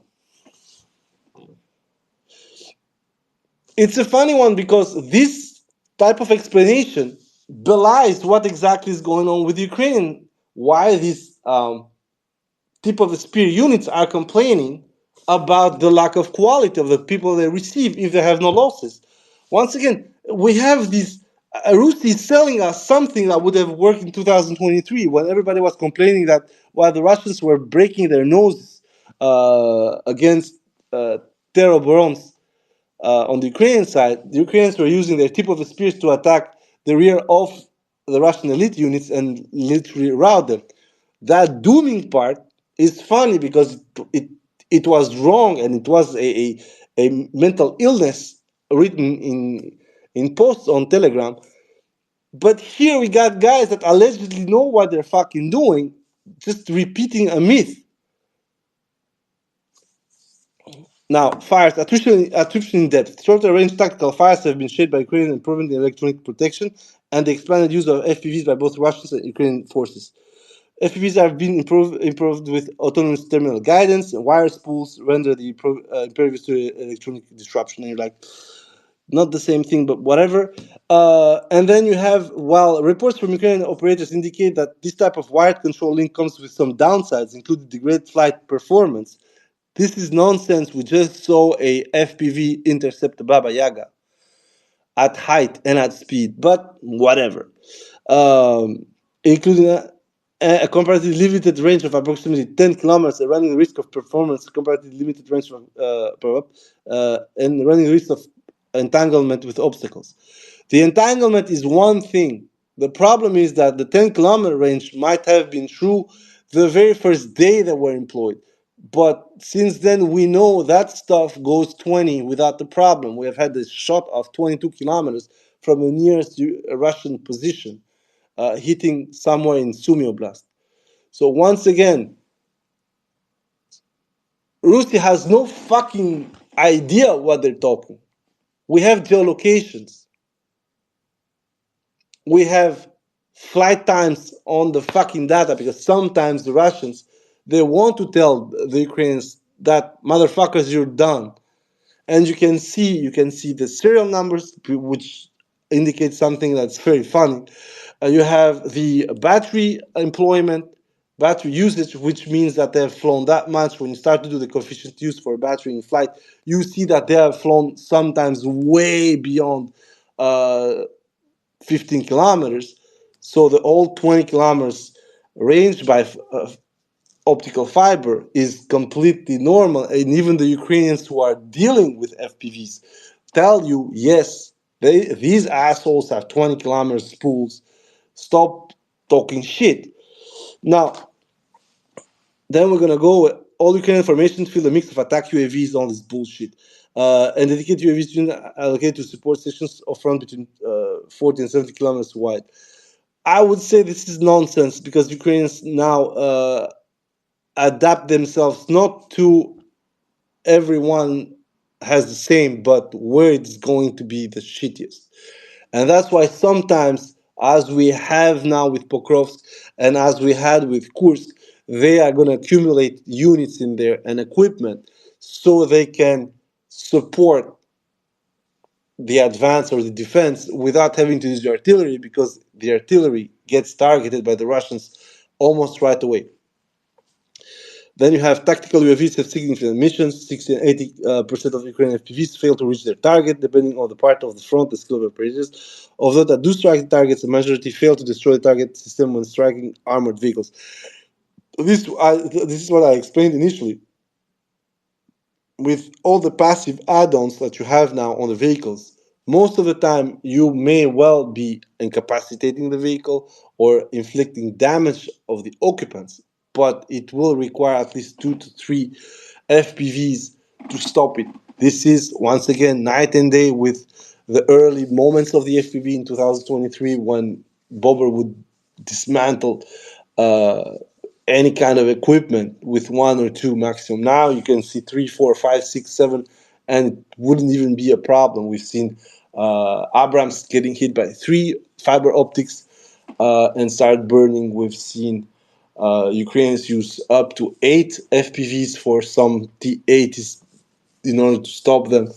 I mean, this has always been in the cards. For the moment that the FPV came, there was going to be a counter effect. And now, despite the limitation, tactical UAVs currently account for 60 to 70% of damage and destroyed Russian systems. Maybe, maybe not. The biggest problem here, once again, is that, as almost everybody has said right now, the Russian systems, so to speak, are mostly being used when the time is right, and the Russians are going more and more light and more encroaching by light equipment up to 2 to 3 kilometers from the point, and then they will also try to move by foot into better positions before launching a assault on trenches. When it comes to more fortified positions, that's completely different, and it requires armored assets. And then the above figure must be read in the appropriate context during extended discussions with Ukrainian officials on multiple axes from multiple brigades, two of which are they said they needed artillery. They emphasized that UAV alone were inadequate and that they were most effective when used in combination with artillery. For example, artillery was effective at suppressing and displacing electronic warfare and air defenses, or suppressing infantry, protecting key targets from bomber UAVs. In this case, when he speaks about artillery, it's HIMARS and multiple rocket launchers when it comes to electronic warfare and ADs. Most of the time, these systems are way beyond normal artillery fire, except for some lesser systems like Strela or OSA. But most of the time, they are not that close, and therefore they need to use the FPVs to get after them. And therefore, once again, we have a reversal of the reality for some reason that I do understand why. Simply because the artillery is needed for something else. The time of reaction of an FPV, given that it flies between 90 and 160 kilometers, is going to be always lower than the one of a 155 millimeter that would accelerate to over 700 meters per second. And then hit the position that you want 10, 20 kilometers away in a matter of seconds instead of a matter of dozens of minutes in some cases. So, and then you have, to give an example, fires officers described the hours that taken to plan and eventually immobilize a tank with using FPVs compared with an engagement where a platoon of Russian tanks were maneuvering and having located them with a drone. He fired 5 bonus shells at them, knocking out all 3 tanks within 2 minutes. I would say that this never happened. Once again, this is stuff that Ukrainians love to push, but for some reasons, we don't have footage of that. Anyway, it's not that much of a problem. Ukrainian commands would like to inflict casualties on Russian forces from approximately 50 kilometers from defense lines, with persistent threat of FPVs forcing Russians to move quickly rather than deliberately, and therefore making them more susceptible to canalization from artillery or drone-deployed mines, and thereafter broken up with artillery. Then, although these combined strikes are most effective, Ukrainian officers noted that they were rarely able to bring about this layered effect because of a scarcity of artillery. I would say that it's not scarcity of artillery. I would say that the problem, the biggest problem where artillery is being scarce is both something technical, and we've already discussed this. There is a huge problem with probe charges. The Americans themselves, despite the fact that they bragged about building X thousand artillery rounds, they explicitly said that when it came to probe charges, they were still way behind. I think it was something like 24,000 probe charges a month versus like double the artillery rounds. Given the probe charges are max now, you do not have the bag charges as before. What's going to happen is that you will have to cut them in half. So usually a max is 6 or 8, but mostly 6 cheese rounds that you have to split, add behind your probe charge, ram both into the gun breech, and then fire them. Of course, as I said, this is going to reduce your total range depending on which type of barrel you're using, L39, L45, L52. Most of the time, when it comes to the American provided systems, so be that M109 of older generation, although they got Paladins from the US, you're going to have a maximum range limited at about 20 kilometers with the typical poverty spec artillery rounds plus the probe charge and the quantity of probe charge it's going to use. With better gun barrels like a L52 from Panzerhaubitze 2000, better ammunition like the Asekai rounds or bonus or volcano, whatever you want to call it, and full charges, you're gonna hit sometimes up to 40 kilometers in real conditions, by the way. And given that you need to position yourself, as I said, halfway to the line in order to have half the distance behind the line, that means that most of the assets that you're going to use, be that 777, crab, whatever, is going to lead you to 15-kilometer maximum behind the line, while being between 5 and 7 kilometers from the contact line. We've seen this multiple times with crabs, 777s, Bogdana, Caesars getting clapped between 8 and 10 kilometers from the putative line at the time, which means that you are way too close for comfort, especially with the new optical fibers. Uh, so once again, generally speaking, whatever these guys are hearing from the Ukrainians, it's not what they should be hearing. And this is something that is very funny because multiple times I've already provided you with pictures and I've made the analysis. For instance, in the summer in Kursk, they had full max charges that they could use. Then halfway through it, already in September, they were having problems with the max charges on their crabs and they were forced to use bag charges. Up to a certain point, most of them would come from stocks from various countries. And then on one picture recently, we found out that the Slovaks were still delivering bag charges. In one case, it was the red bag charge, very specific model M4A2, which by itself would limit them to 20 kilometers with an L39 gun.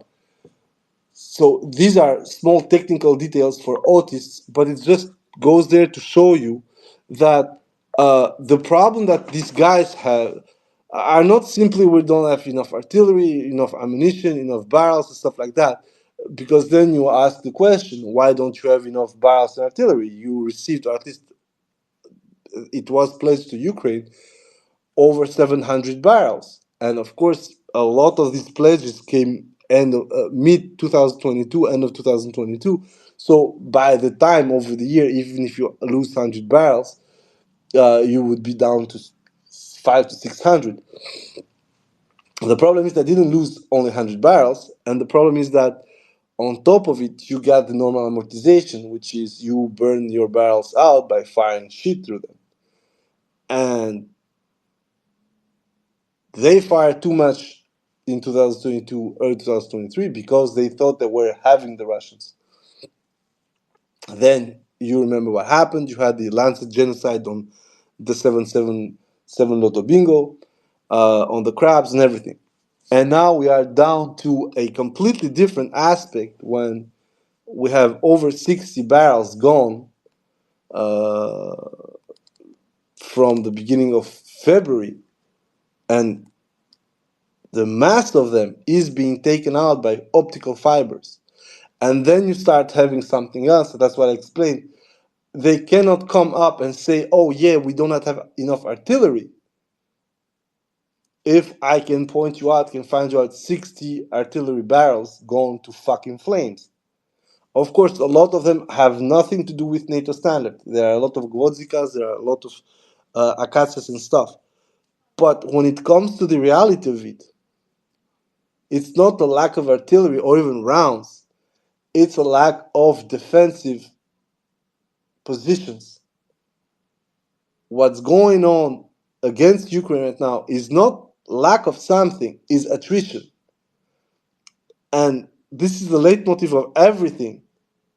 I'm going to come back at it because these idiots said in 2024 that Ukraine should make attrition work for itself. Now we know. Didn't work that well. And then he starts trying to explain that it may be that ammunition and spares are being stockpiled to hedge against the risk of disruption of supply, stuff like that. For the brigades, while shells were available, charged bags were far scarcer, they're saying, so that few guns were equipped for engaging at long range. Units also almost exclusively had access to high explosive shells and some artillery deployed mines, with very occasional access to dual purpose improvised conventional munitions (DPCM) and almost no availability of bonus shells or other specialized ammunition. That's normal. Bonus shells, DPCMs, and stuff like that were always going to be scarce because America did not have.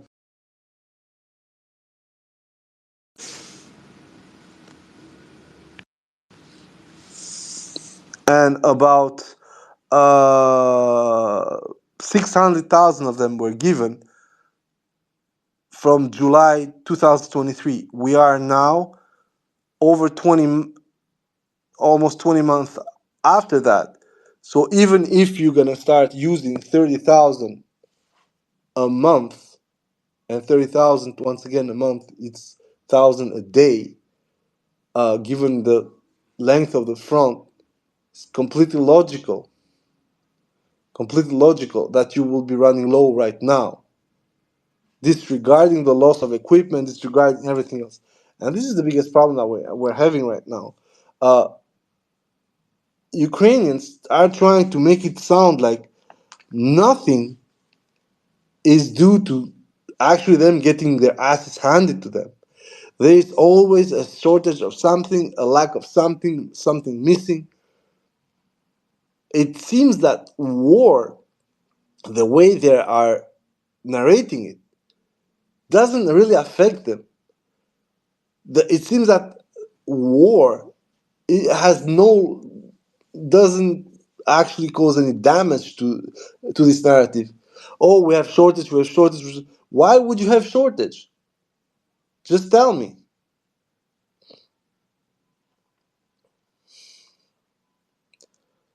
So we have also some, again, some glazing over the Ukrainians. While updates to the Kropiva fire control application used by AFUK include preloaded adjustments to account for common national variants, the persistent challenges introduced inefficiency to the provision of fire support and exemplify the second-order effects of piecemeal and uncoordinated industrial support. Taken together, this means that artillery is currently significantly underperforming even when it's available. Remember, guys, this piece started by a large proportion of uh, Russian equipment and ammunition supply is North Korean, this low quality. And now we come here, artillery is currently underperforming. What is the meaning of this? I told you, they cannot say the things the way it is.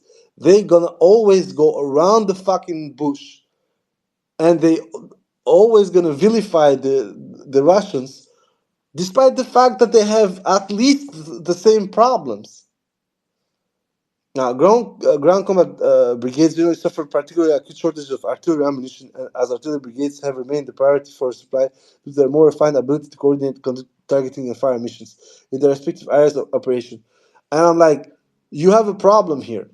On one side, you're telling me that there is a general shortage. On the other side, you are going with this supply and stuff primarily to the artillery uh, specific units, which then anyway they are spread along the front to help you out, right? Okay, fine. But at the same time, you're saying that other brigades with their organic fire support missions, they do not have priority. But I'm like, it doesn't actually even fucking matter that these brigades' organic needs have priority or not, because most of the time these brigades are getting attracted the most. Most of the equipment that is getting blown up closer to the front line is the organic artillery. Is not the long range assets, the HIMARSs, the Archers, the Panzer Haubitze 2000, although two of them were lost recently. No, it's people from the 47, the 67, the 80, the 82nd.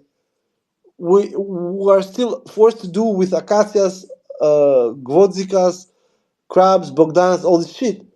So the point that most ammunition goes to the artillery brigades with somehow more range and stuff like that, it's logical.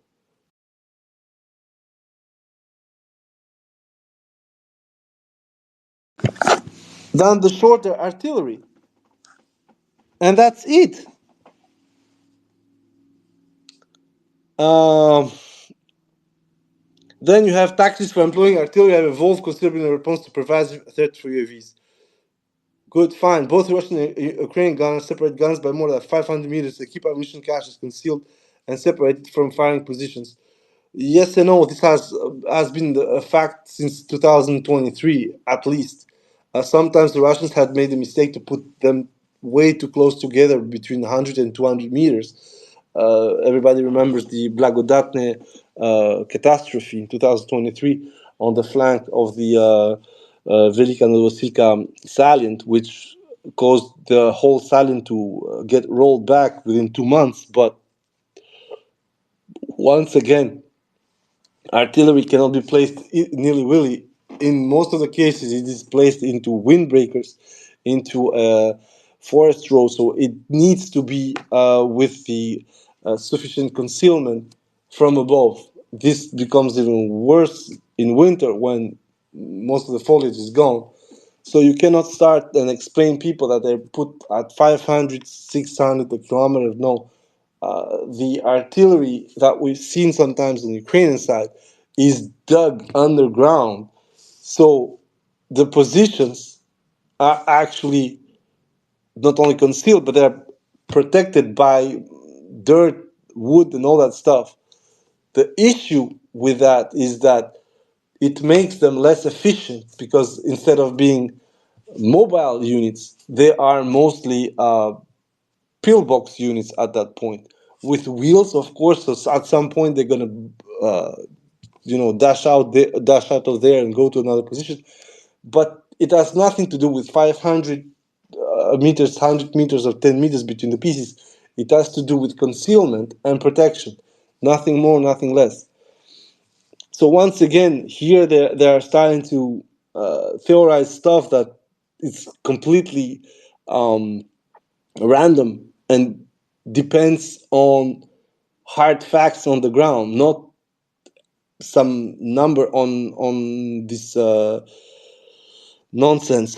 Then guns tend to fire for a protracted period, and as the dug-in positions offer significant protection from counter-battery fire. There we go. Gunners know that small payloads of UAV can cause damage to their pieces, but they are usually repairable. This is nonsense. The problem that we're having most of the time, especially for Western barrels, is that if the barrel is fucked, and for the 777, the problem was that the barrel was a titanium piece, you are fucked. That barrel will need to be bolted off, shipped back. They Americans or Brits can do whatever they want with it, but you will have to have a new barrel.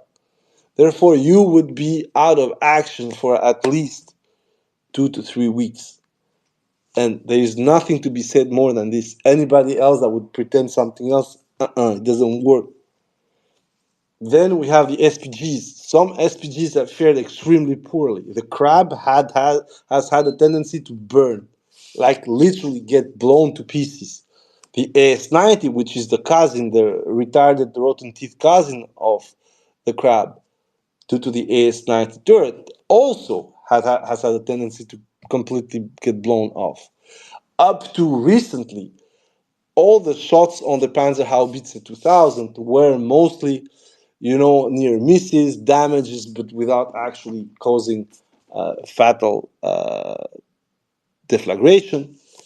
Until the two last ones that were hit by optical fighter FPVs, and which, at least in the first case, that was clear, and the second one probably was the same result, but, uh, ended up with a full destruction of the equipment due to the fact that the FPV hit on the rear armored shutter and penetrated both at the charge and um, ammunition storage. Once again, I'm going to repeat, that hit was probably way beyond 15 kilometers from the operator. This changes everything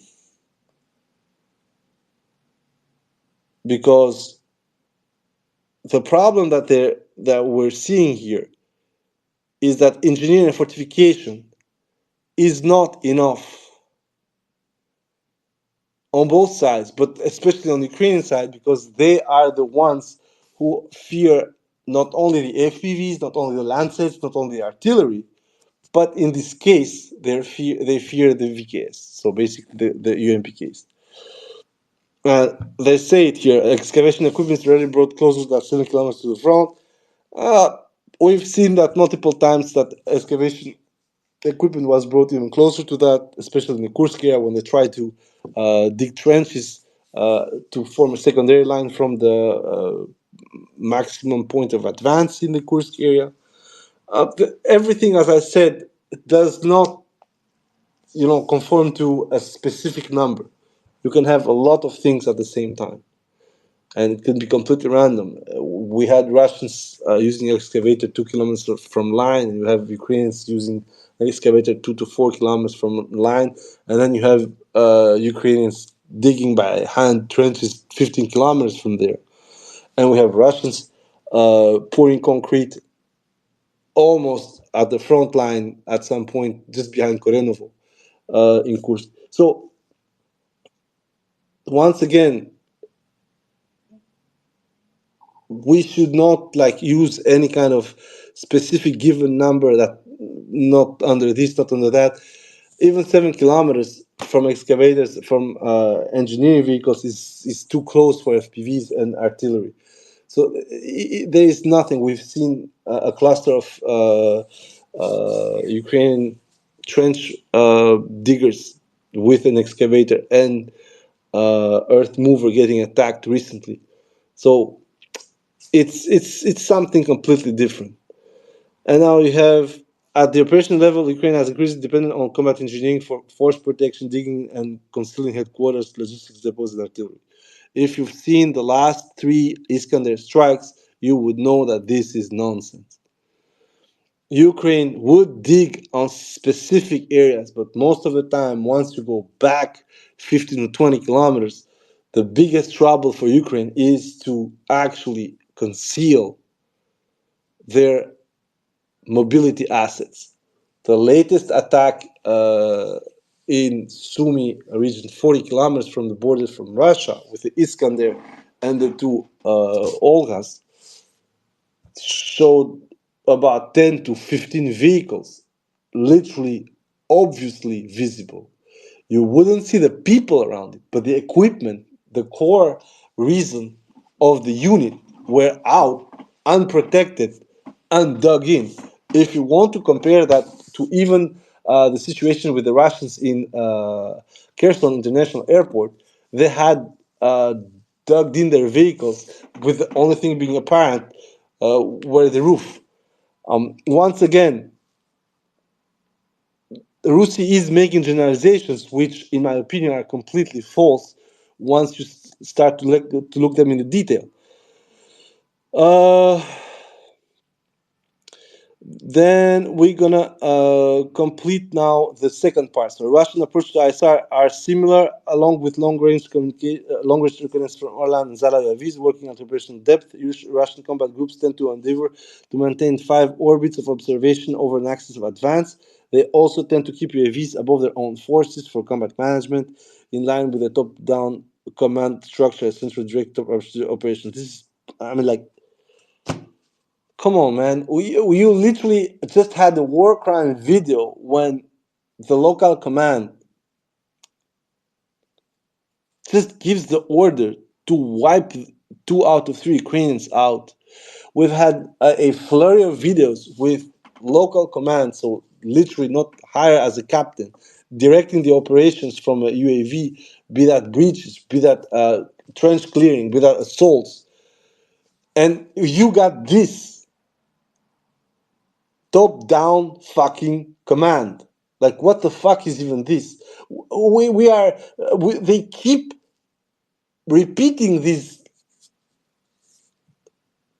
topics that do not exist since 2022. It's absolutely crazy.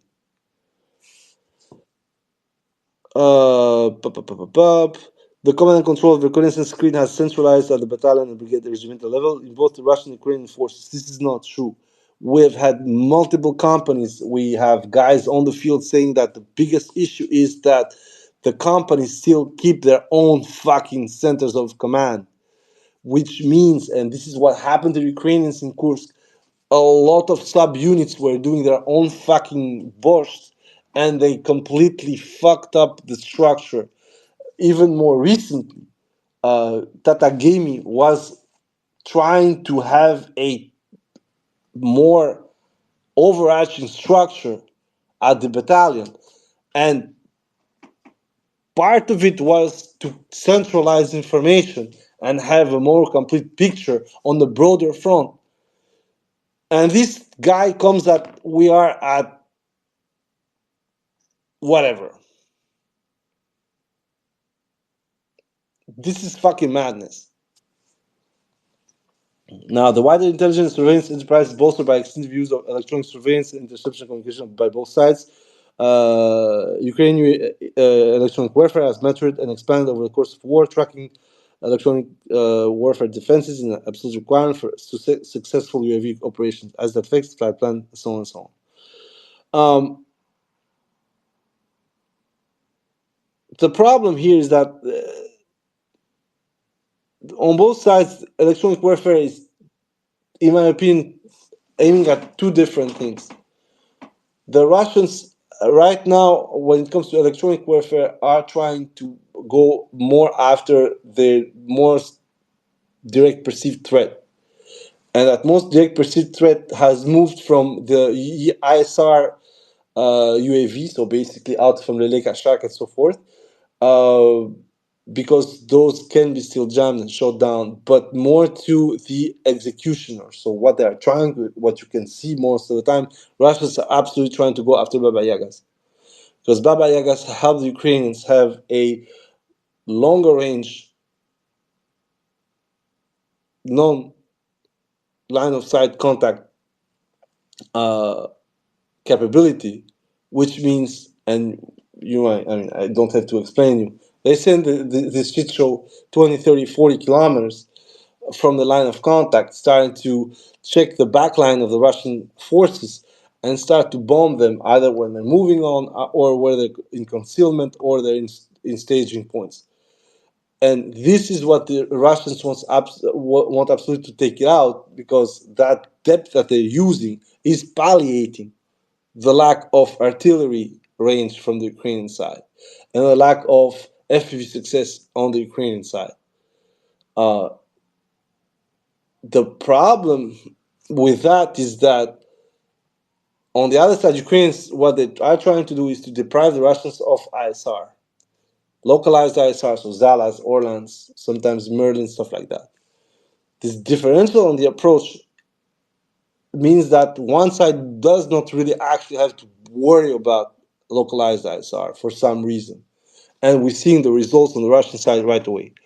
And this comes from the fact that Russia now is maturing back to a high level army and not a ad hoc one trick pony type of army as with Ukrainians, which are making drones and FPVs out of everything in order to palliate the fact that they don't have a AWACS, or they do not have a early warning system that is theirs. They still get heads up by the Americans and Europeans, but they just do not have it. Same thing now with the Peklo and all these long range drones. They do not have the same capability as the Russians with the cruise missiles and the ballistic missiles, and they are replacing it by a smaller threat, but far more numerous long range suicide drones. Now, then we continue with the medical support casualty evacuation. The ability to stabilize, evacuate casualties not only is critical to force, blah, blah, blah. And then first, with the force density sections of up to 200 meters of front and individual battalions distributed over 7 kilometers of depth, once again, It's like, okay, it's not viable to have medics persistently present on the fighting positions. The problem with this is that the medic situation has nothing to do with something else. You have an issue with the air control. So, and they say second, distance between fighting positions and the extent to which the intervening space is covered by precision fires from FPVs makes it politically dangerous for medics to reach wounded personnel. The moment that you say that, you have understood what the problem is. The problem is that you cannot evacuate people properly, that you can use medics on the spot or not on the spot, it doesn't actually matter. Your problem is that if there is no medic on the spot, you can maybe stabilize him, but you need to put him somewhere else. And what do people with FPVs do? We've seen that on both sides. They are going to target evacuation groups. Why? Because it's juicy. It's like a fucking can of fish. You hit once and you're gonna create, instead of the one casualty, three, four, five. Not everybody's gonna die, but that means that you have three, four, five people not being able to fight even for 2 days. Then by having these medics away, and the tactical response to this problem has essentially be to train personnel medical interventions so they can stabilize their own wounds. This, of course, as Ukrainians said already in 2023 and 2004, leads to actually people learning the wrong things.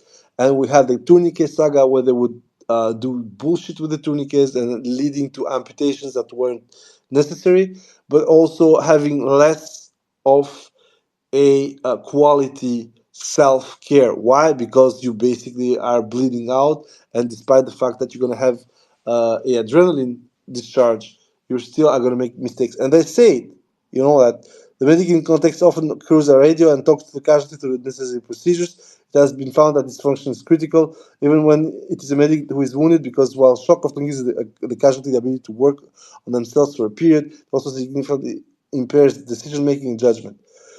The problem, once again, this makes no sense.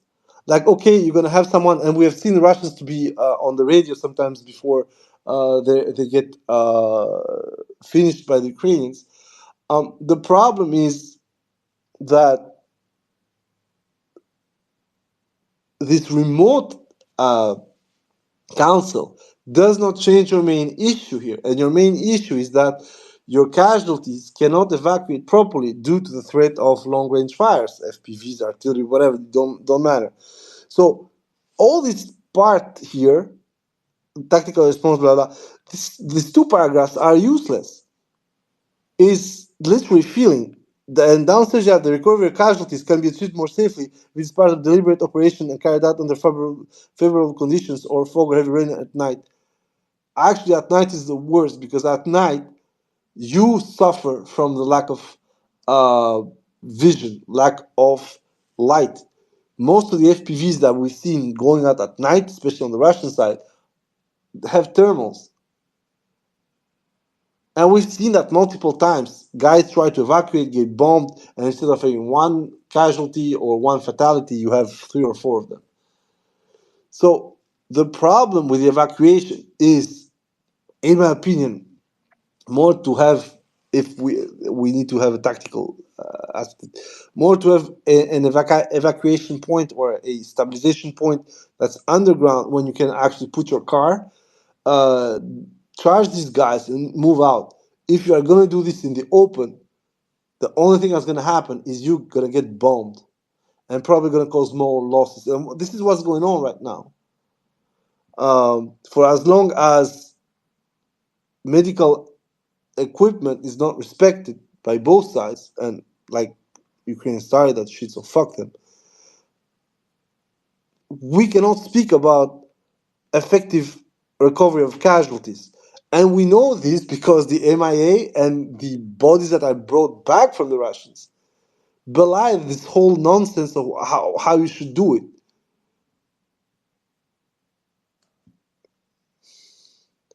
Another important pressure is the recovery of the dead. In some respects, although the recovery of the dead is easier, owing to it not having the same time constraints, the Russians have taken to booby trapping bodies or keeping dead Ukrainians under observation. This is the mapping of positions of the dead, confirmation to ISR, and so on. to be recorded as killed rather than missing actions. This is such projections because, in case you um, remember, Ukrainians make a show of showing Russians picking up their dead and putting them in position so they can be pulled out. And you all remember which images I'm speaking about. And once again, we go through this fucking projection, and they're shameless about it. This is the funny part. Uh, and then you have to be recorded as killed rather than missing in action. It is necessary for remains to be recovered. This difference affects eligibility for compensation to be paid to families. The soldiers see it as very important. This dynamic has increased the impact of glide bombs on morale because they have enough explosive to entirely obliterate those caught in the blast and bury those in the vicinity, leaving no recoverable corpse. This is funny, because apparently the Russians can recover those corpses that the Ukrainians deem missing in action. So we go back to the Cope cycle. Evil UNPK atomizes Ukrainian bodies, and it's them who are responsible for the fact that we cannot recover the dead. This kind of Cope is we go beyond everything. And it should be noted that the Russian approach to casualties differ to Ukrainian approaches, reflecting the motivation of their troops, while Ukrainian troops overwhelmingly refer to their duty to defend Ukraine and their families from Russian occupation for their reason as fighting. Russian prisoners of war largely describing their motivation as financial, whereas Ukrainian troops often leave their families worse off as they receive less pay in armed forces than in civilian employment. By joining the military, Russian troops receive bonuses, making fine lucrative endeavor. And I'm like, Ukrainian troops offer leave their families to worse off. Why the fuck is that, bro? Why does Ukraine, who receives a fuck ton of extra money compared to its former budget, is not able to pay? And allegedly, this is the funny part, the Ukrainian soldiers receive at least 3 times the average salary in Ukraine.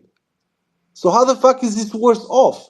On top of it, if they die, in 2025, the families are going to receive over $520,000, and before that, it was between 350 and 380,000. So, what exactly is it to be, made some kind of evil Russians are taking bonuses to fight, and nice Ukrainians are actually going to defend the country. For fuck's sake, these guys are being boosified. If they wanted to defend the country, you wouldn't have shortages. On top of it, the Russian mobilization in 2022 grabbed people also from their civilian lives, and they are not being paid bonuses. That stuff started mid to end of 2023 and continued in 2024 simply because there were people willing to do it. So once again, this whole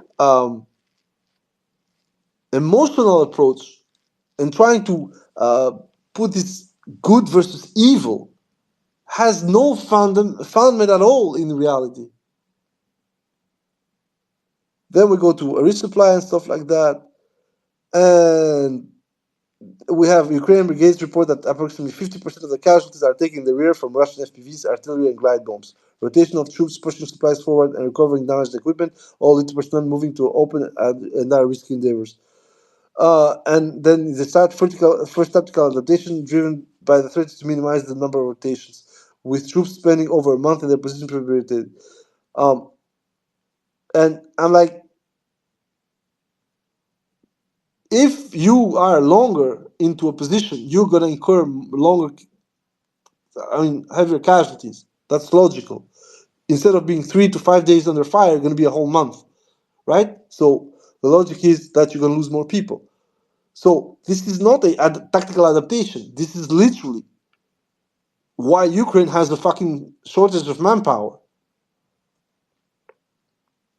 And then there is a challenge in this because periods of reduced visibility are also favored for Russian assaults. assault actions when the rotation poorly managed can enable Russian troops to get into fighting positions. In several cases, rotation allowed the flanks of neighboring units to be turned, forcing the withdrawal of the line. For this reason, the Russians have preferred fixing their divisions and combined arms armies to axis, with the regiments rotating their battalions. Once again, this myth of attack through the rotation is completely irritating, and they gave the fucking argument, but they didn't exploit it. The problem is you keep people longer into units, into trenches. They have longer to die in there. So instead of having a rotation when 5 to 10% of the unit is going to be a casualty, you're going to extend this 5 to 10% 3 to 4 times, depending how much fucking time they're going to spend on that place. And then what happens? Instead of 5 to 10%, multiply the smallest amount by 4 for the whole month, you're going to have 5 by 4, 20%. Instead of 5%, you're going to have 20% of casualties, which means that the unit outgoing will be ripe for a counter. And if it's the worst case scenario, which means 40%, we know that in some cases it's way worse, like 80% of the units being wiped out. But if you are at that point, it's not the rotation that makes the Russians attack the position, it's the lack of it, it's the delay of it.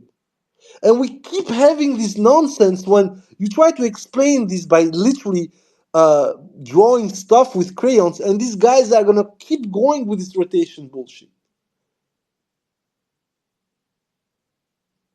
But okay, whatever. Like, what can we say?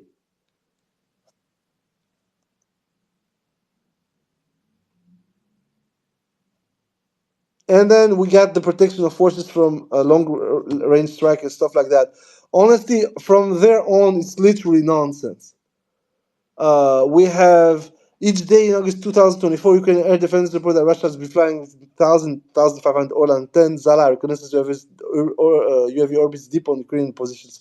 By 2025, Ukraine had managed to reduce to not eliminate the density of the systems through the employment of network and radar and electro-optical guidance of interceptor UAVs that have inflicted steady losses on Russian ISR. Nevertheless, the density of observation has prevented Ukraine from pushing air defenses forward.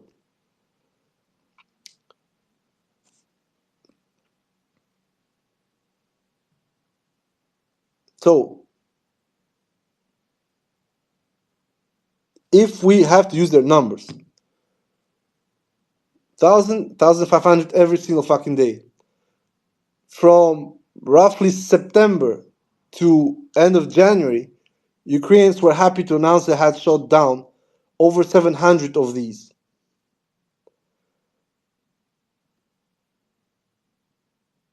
If we have to divide it, so let's do a simple math, right? Okay, so September, October, November, December, roughly 120 days. January, 30 days, 150 days.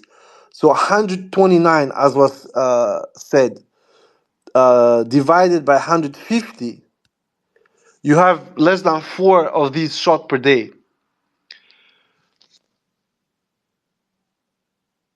Russia was flying 1,000, 1,500 per day. So the rate of attrition of these units, based on what Rusii said, I'm not inventing anything, I'm not trying to find anything. The rate of attrition in the best case scenario is bringing these flights down from 1,000 to 995. This is an amazing result, guys. The best shit ever.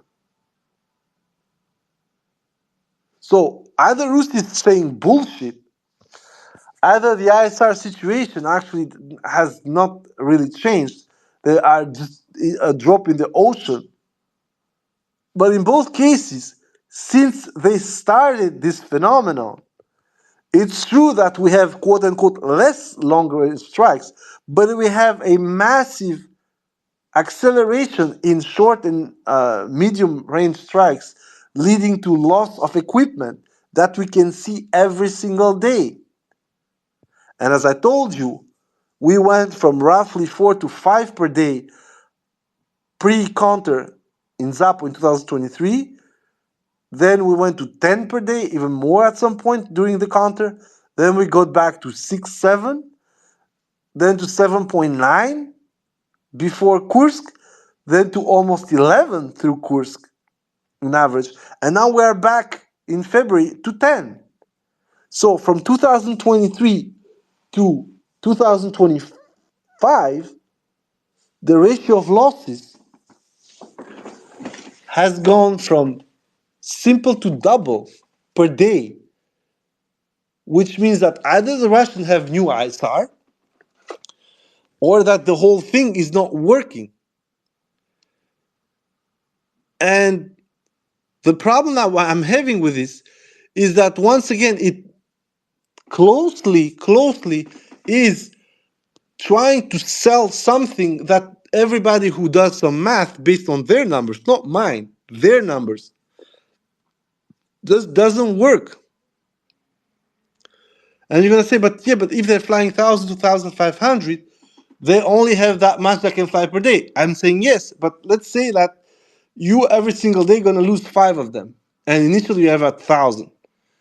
The attrition is so small that okay, you're gonna pick one from the reserves. Admittedly, let's say that out of those 1,000, you have 200 in reserves.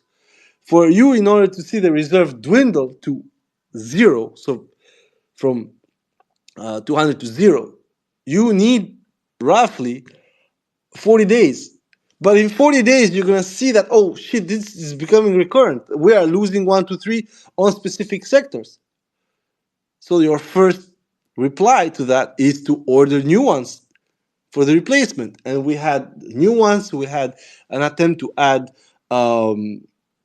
electronic warfare on the back of this. We have attempts to put cameras. So the drone operators of Zala, Orland, and so on would try to avoid the FPVs. Then we had, and this was the funniest part, we had higher flights, which worked up to 2 to 3 weeks, and then Ukrainians found the way to use FPVs with smaller charges to fly higher, and so on and so on. So, generally speaking, we are seeing more and more some kind of nuisance being deployed, but the attrition level is not big enough. I'm going to repeat, is not big enough based on what Rusii is saying to actually disrupt the Russian ISR. And that's how I'm telling you we are finding more and more destruction between 5, 10, and 15 kilometers. Whereas before, these ISR assets that were um, problematic for the Ukrainians would actually be beyond the 100 kilometers. What the Ukrainians are trying to do right now is avoid those strikes over 100 kilometers, over 70 kilometers. But they're still there. We saw a P-18 getting shot. We saw a NPQ 37 be shot.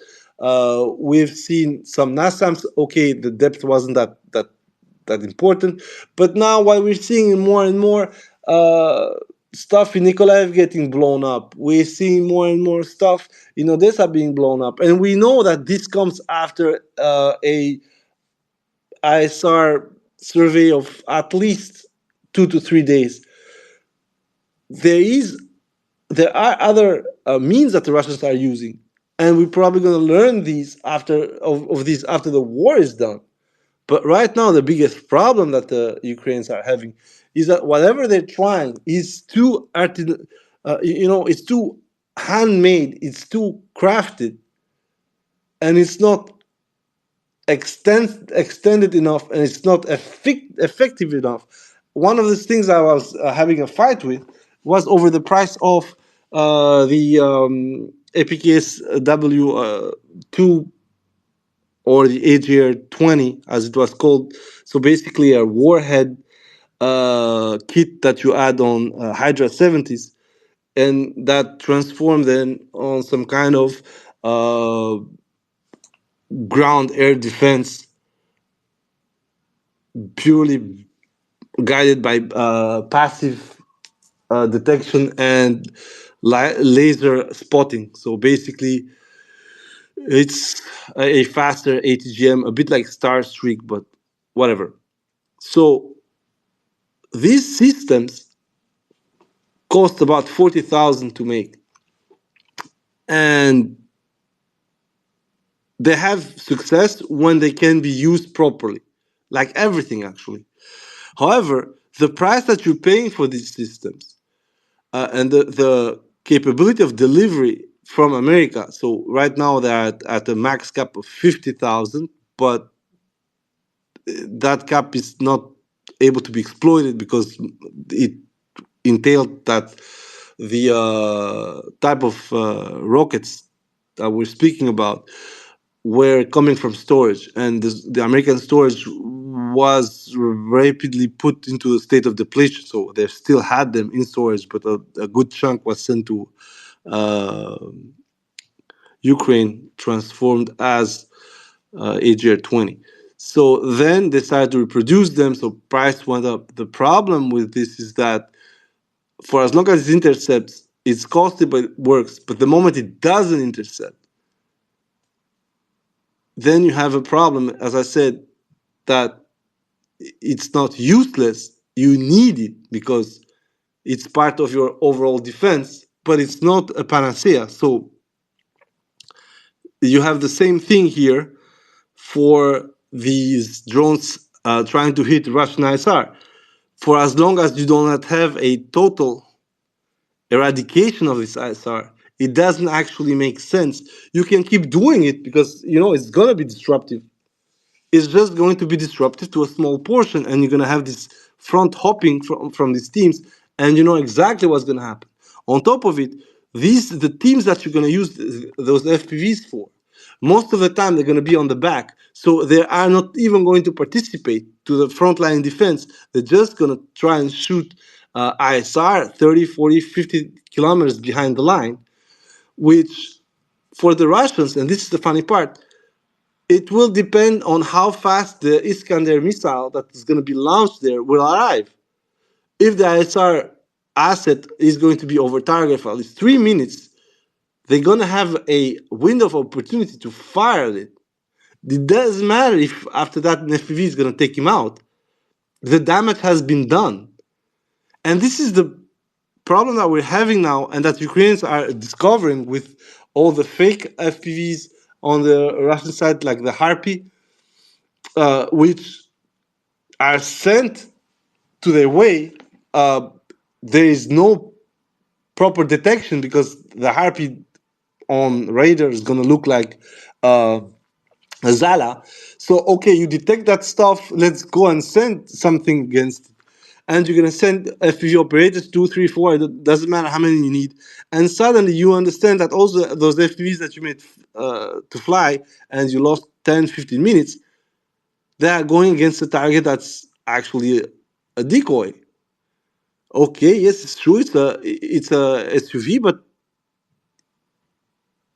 it's there just to do exactly that: attract your FPV operators away from where probably another FPV is going to survey.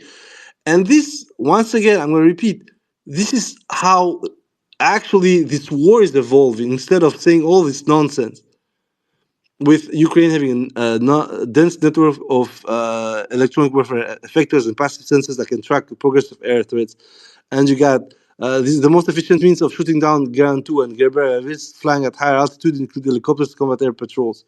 You're using CAP to shoot down SUVs. Therefore, you are giving, because that's the fucking problem. The suicide drones fly in average at least 6 to 8 hours to reach their targets within central and eastern, western Ukraine. Sorry. Therefore, in order for the plane to go and intercept every single one of them, because of course you're not going to fly one plane against one SUAV, you will try and get at least a couple of them. So you're going to add at least one flight hour to go and meet them as deep as possible in order for you to have the time to take them out without actually having to run behind them too close to the target, because if you miss for some reason, then you're going to have damage inflicted upon you. But in this case, trying to speak about all this stuff about how you have a sensor of this, a sensor of that, it's useless because your main point, even if you have the sensors, is your effectors, is your interceptors. And right now, you are to the point when you're using a vast array of means to do something that the Russians are still going to do with ballistic missiles and cruise missiles. And now, with the faster flying Shahids that apparently have appeared, you have a huge problem because you will not be able to distinguish between a cruise missile and a faster flying Shahid. They're both are going to start to peak between 5 and 600 and 6 and 800 kilometers to its destination. The difference, though, is that the Shahid, at the best of its capability, is going to carry a 90-kilogram warhead, whereas a Russian cruise missile is going to be on at least a 400-kilogram warhead. You can see the difference there. You can understand how much of a trouble trying to glaze over Ukraine's system of air defense you're going to get yourself into. And most of it is because right now, more and more Ukrainian citizens or people who are working with the Russians who want to protest the fact that Ukrainian authorities are lying over their successes are posting sometimes blurred pictures, but most of the time not blurred pictures, that you can on top of it geolocate and see exactly where the Russians are going for it. So we've had gas systems, gas reserves, uh, pumping sections, pumping stations as well on Ukrainian side getting blown up by the Russians. Then most recently we've had the Prastika assembly floor being attacked by I think one ballistic missile and one cruise missile in Kiev. So the biggest problem we're having right now is Ukrainians not being able to actually hide some of the losses they're taking. And on top of it, we follow through obituaries, strikes that have happened that were often said that they were against civilian targets, but they end up being actually against bona fide military targets. And it's the Kramatorsk pizza story all over again. Now, to finish this, the main points with Rusii is that uh, we're going to go to recommendations because that's the funny part. So, recommendation for support to Ukraine. Although Ukrainian forces are successfully delaying Russian advances and inflicting significant casualties, this is being achieved at high price in personnel, while Ukrainian force generation is failing to meet the requirements of the force. No shit, Sherlock. This is foremost problem that must be addressed if Ukraine's defense is to be sustainable. There is no silver bullet solution. There is one: surrender. Um, some international partners are currently emphasizing the extension of conscription to 18 years old, sorry, but this will not address the key problems. Of course, our statisticians at Teamwork Criminal have already done the math, and 18 to 25 years old will just guarantee that Ukrainian nation, quote unquote, will not subsist as it stands past 2035. The greatest the recommendations that follow, therefore, constitute a package of measures aimed at addressing this issue, which requires work from both Ukrainian government and international presence to resolve. So, the greatest risk to a few is in the short term is a collapse in morale among the veterans, the core brigades. No shit, Sherlock. Currently, morale is low. There are four primary contributors to this. First, many experienced troops are extremely tired. You remember this was the meme in 2023, 2022 already, but and feel that they have sacrificed disproportionately compared to with the wider society. No, the wider society is suffering just the same. They just don't want to get fucking lined up and go to fight. That's why you think that everything is rosy. Recent increases in desertions have not been confined to mobilized troops, although many deserters have returned to the ranks in time. This is nonsense. I'm going to repeat. We had a Ukrainian deputy going live and saying there are 140, 114,000 cases still pending. So unless Ukrainians are going to punish returnees with prison sentences, which would further debilitate their troops, these people are lying. Uh, Sometimes having transferred unit, but often simply having rested. The lack of rotation is a major issue. Rotating brigades off the line for rest and training would significantly improve morale and fighting power. Big breath. Remember what Zelia said? No more new brigades. So what the fuck are you gonna rotate if you don't have new brigades? What you're gonna do is just cutting your cake in smaller pieces and pretend there is more cake. Second, Ukrainian troops feel increasing powerless owing to the threat of glide bombs, against which no fortification offer adequate protection, and the AFU has limited means available at tactical echelon for shooting down either the bombs or the fighters launched them. This sense of being unable to improve the situation and lacking any tactical tools is corrosive to morale. Bro, I'm sorry, you were a country in decline, so what the fuck do you want us to do? The problem, however, I don't know if you guys have noticed, but NATO launched a hackathon on how to deal with it, and the results are to be given, or at least the deadline is for the mid of March. So we'll see what will happen. But for these things, Ukraine will have to actually, in any cases, multiply anti-aircraft artillery to a point that it would be just useless. We're speaking about 2 to 3 thousand anti-aircraft artillery and tuned to perfection and being everywhere at the same time. And this is your biggest problem right now, because what happens with these bombs is that most of the time they hit either at the line or just behind the line. If your air defenses are at the line, they're gonna get preyed by FPVs.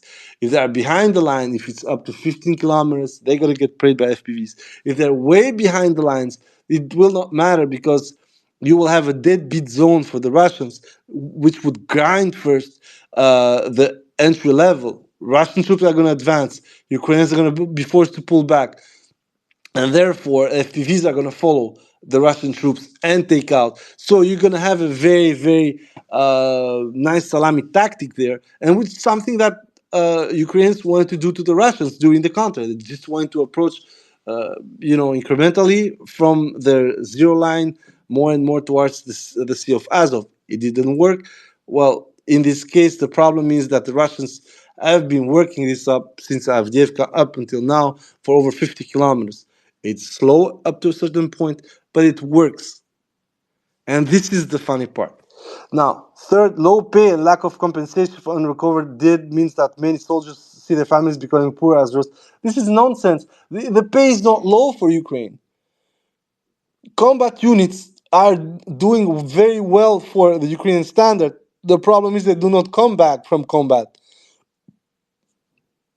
I'm going to repeat, $1,800 is not a low pay.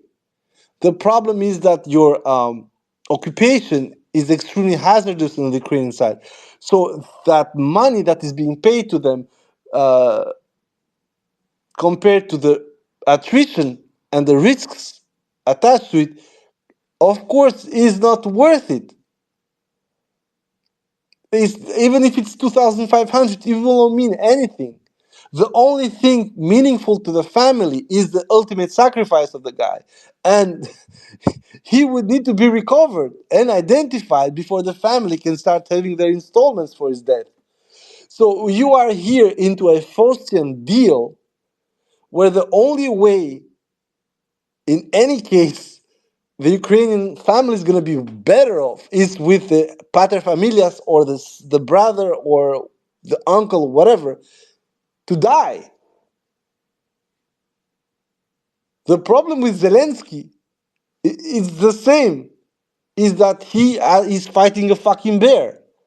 And it doesn't matter if you pay them in advance or after. The Russians need to pay in advance because they need people to attack. They are taking more territory. They're going forward. If the Ukrainians, they're not going to take more territory. The only thing they're doing is defense. And the problem with defense is it's boring, it's grinding, and it's taxing. And that's it. There is nothing more to that. And finally, because experienced commanders units are rarely rotated off the line, there is a tendency to have new units formed and then attached to existing brigades. This leads to experienced battalions being depleted while new battalions lack the skills to fight.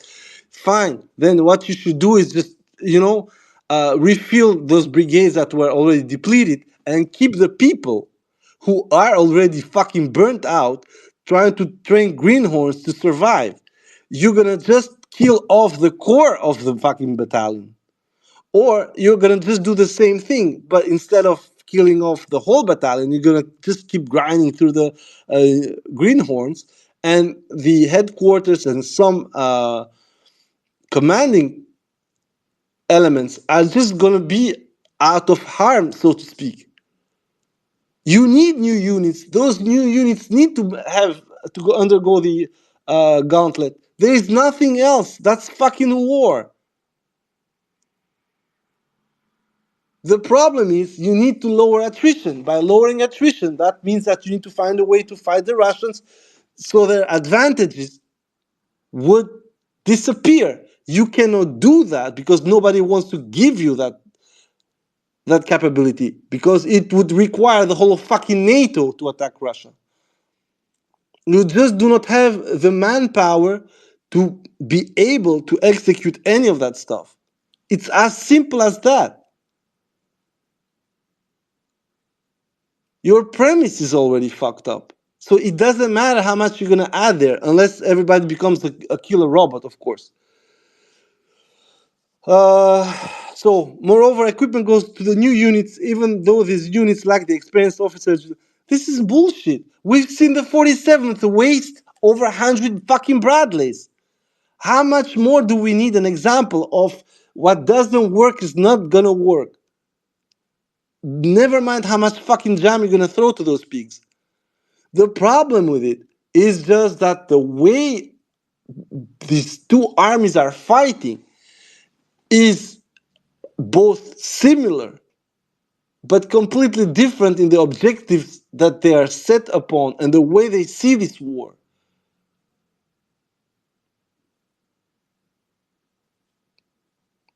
No, the recommendations to Ukraine to address this multifaceted problem as follows. Ukraine international partners should work with the Ukrainian Ministry of Defense to improve the pay offered to the troops and ensure the finance to cover this. So more money, but more money to do what? Is more money going to push Mykola to advance 10 kilometers when he doesn't have the equipment, or when the fucking Russian FPVs are waiting for this situation, for this moment, for now 14 to 16 months? Is this what you are going to tell the Ukrainians? Oh, guys, I have this very good idea. Let's do a fucking counter. Now that the other side is filled to the brim with drones that we cannot block, let's do another Kolmakov, but 10 times higher, and see how the fuck it works. And this is it. The legislation on compensation to families should be altered so if a body can be photographed and geolocated, this is sufficient for compensation to be released rather than there being a need to recover the body. Once again, this is not what's going to change. What you're saying is that, Mykola, you will need to die so your family can have a better life. This is the whole point. We're going back to the attrition point. And we're going back to something like I said. When everybody's saying that the Russians are getting incentivized by money, here is like, okay, Mykola, you will have to die because this will guarantee the future of your family. This is fucking mindless. It's mindless.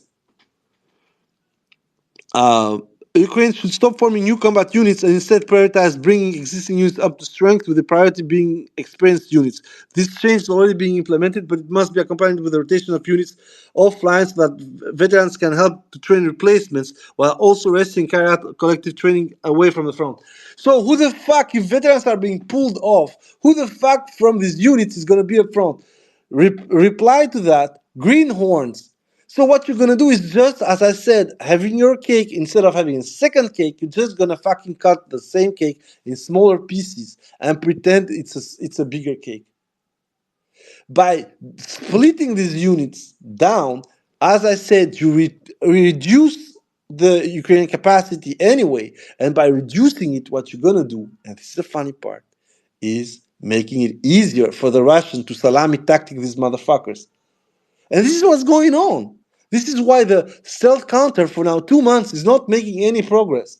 Why the stealth counter is fucking struggling even to justify so bad that Deep Cope has to literally invent advances. I'm like, brother, what the fuck are you doing? And then we have Ukraine's international partners should shift delivering training and advice in Ukraine on Ukrainian training areas. Bro, you do that, it's an Iskander in Desna.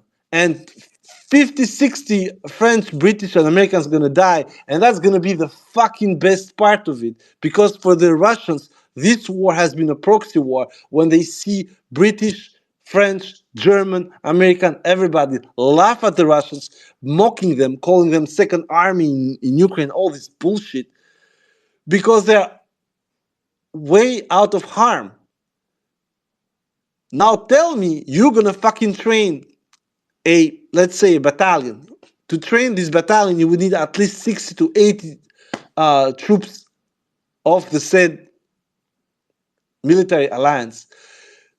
Best case scenario, you would put these guys to, differentiated location on the city. Let's say it's in Yavoriv, right? And at some point, these guys gonna come together because they need to coordinate the whole fucking battalion.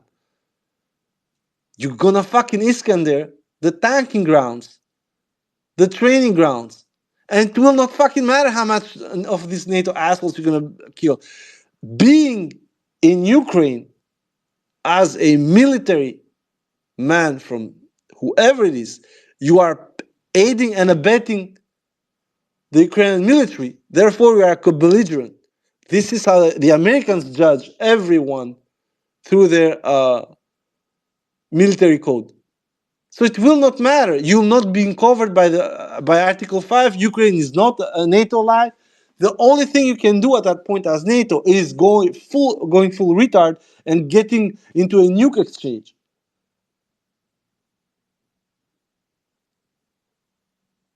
We're gonna have a domino escalation, and then it's done. It's over. We can all go fuck a dick.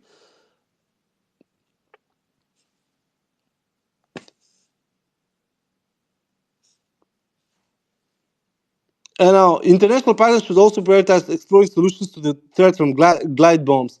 The most likely means of achieving effects in this area are to resource Ukraine's long-range strike programs to target refueling and rearming points and air bases of VKS. I'm like, bro, you have a major mental issue because, as I already explained, anything that you can deliver to Ukraine is just going to delay what the Russians are going to do. So in the worst case scenario, you're going to put most of these bombers at 700 kilometers, which would, as I said before, would require an extra 20 minutes of flight to the delivery point. The difference would be minimal. But what it would mean for the Russians, given that they need those 20 minutes extra, they will accelerate the buildup of bombs, and they will augment the strike packages because they risk of losing at least one or two bombs to the attempted shutdown practices. So in this case, the only thing to do is to be able to nuke bases way beyond 700-800 kilometers on the Russian Federation. And then we go to the same thing I said again. That would need NATO intervention. Point. Let's go. And then what is also underpinned uh, by having competitive equipment. Although equipment levels, especially related to 155 artillery ammunition, have improved over recent months, there are serious shortcomings in the equipment available to the Ukrainian brigades, which should be prioritized for those providing military technical assistance. First, the need to expand production of explosive energetics and shell remains. Ukrainian officials report that they've had 1.6 million shells in 2023 and 1.5 million in 2024. And I'm like, um, let's say that you fire them all. Let's say that you take a threshold of 2,500 rounds per barrel. Who has that number of barrels? It's actually pretty simple.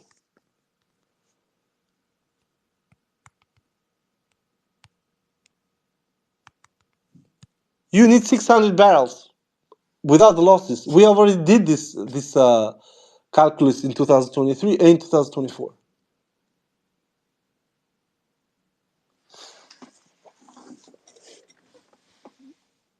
So what exactly are you gonna do and try here? More artillery means more amortization of the barrels without the losses, as I said. Who has 800 barrels a year? No one. The guys who had them already gave them, or the guys who had them are on the other side. They are not going to support Ukraine. And more recently, America recognized this problem by relaunching the production. Okay, it was pre-Trump, but relaunching a program for the expansion of the barreling for the 777. And then you have mechanization, also critical to battlefield survivability. Infantry fighting vehicles and lighter tanks are disproportionately valuable for the mobile reinforcement of sector under pressure in the defense. APCs, meanwhile, and blah, blah, blah, blah. So, give more. The problem is not giving more. The problem is make them not blow up every single time. We had this, if you want, once again, a template of it, it's Kolmakov, that attacking Kursk had Ukrainians be in under armor every single time. It failed. Why? Because the problem of all this equipment is that it has no protection from the assets under Russian disposition. And the Russians are not even hitting them with everything. In Kolmakov, most of the losses were done by optifiber FPVs.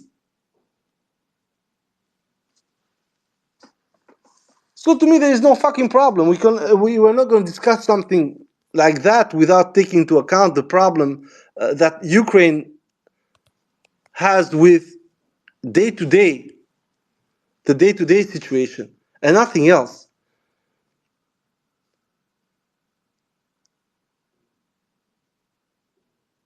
Now, we have recommendations for NATO. It should be emphasized that although Russia is putting increasing pressure on Ukraine, it is also becoming more economically vulnerable domestically and is running low across several armored vehicle fleets.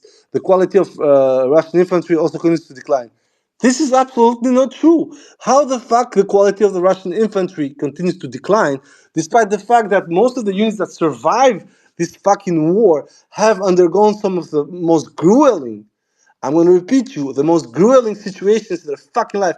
People who just fucking overtook Toretsk, people who overtook Toretsk did it with their fucking guts. We keep having this fucking discussion where we have to paint the Russians into a bad light with these guys being this and that and that.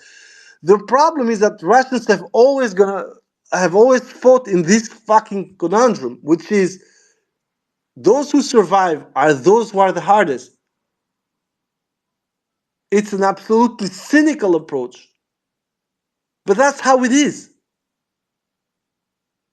And unfortunately, I'm going to tell you, this is how old school worked.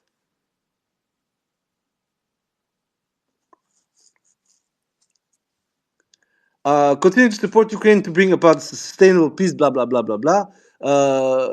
A sustainable peace requires that Russia is deterred from recommencing hostilities and that Ukraine has a viable economy that cannot be coercively suppressed by Russian threats. So what he's saying like this is that if Russia is close to taking Odessa, NATO should intervene. There is nothing else. And I would even extend it to Russia should not have half of the Dnieper River. Because having that half means that Ukraine cannot use the river properly, given that Russia would have access to the whole cascading dam system, the hydroelectric power, and also, as I said, it would make absolutely no sense for the Ukrainians to have to fight over bridges, because that means that then the Ukrainians are going to be locked in from the Belarusian border, and then it's just going to be a matter of time before most of the western bank of the Dnieper River is engulfed into a conflict with less people, a lot more concentrating assets. So if everything goes down, breaks down, the Ukrainian population will be in a catastrophe, and you will have the same kind of flight of population that you had in early 2022. Um, then you have the disproportionate impact of the VKS, despite the generally poor performance of Russian air power, validates the importance placed on air power across NATO, and this area of competitive advantage should be sustained. The problem is that in the same fucking phrase, he said disproportionate impact of VKS, despite the generally poor performance of Russian air power. Let me rephrase this. The VKS, that is the Russian air power, is fucking the Ukrainians up to their asses, but it's generally poor because we have better. The problem is that there is a reason why Ukrainians cannot impact the same air power that NATO apparently thinks they can impact on the battlefield. Controlling the skies doesn't even fucking need to be through the VKS. If the Russians can manage to make a dead zone of 30, 40 kilometers, they will just fucking hunt Ukrainians by drones. They're already doing, in a certain sense, by Lancets and FPVs. So when this guy speaks about the disproportionate impact of VKS, they should just look at footage, man. Just look at fucking it. It's been 2 months. It's like completely lighting the place like a Christmas tree. You see that there is something not going on with the Ukrainian defense system when it goes against the ISR.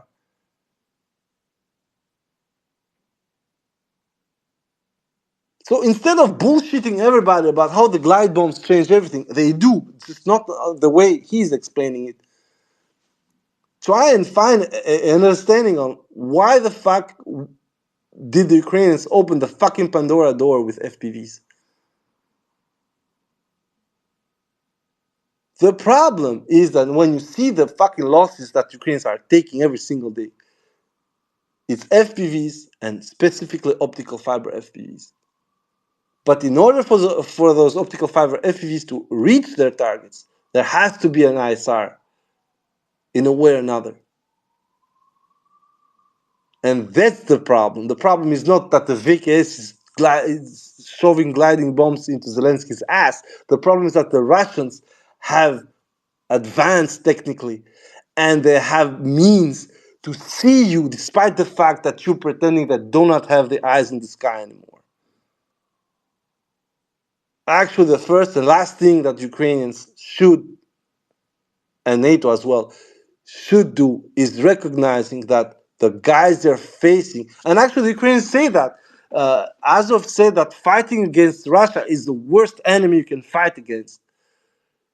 But now NATO idiots are so fucking self-imbued that they cannot even fucking recognize that these guys are putting up a fucking show.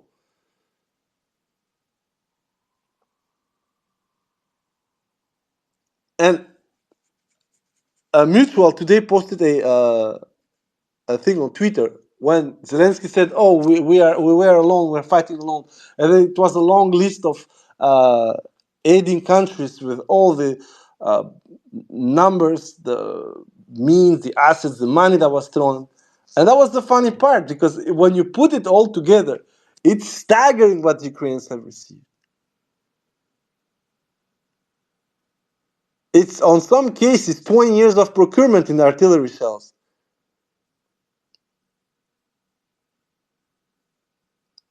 Even aircraft. They received a fuck ton of aircraft. Okay, it was mostly Soviet era aircraft, but it's just mad.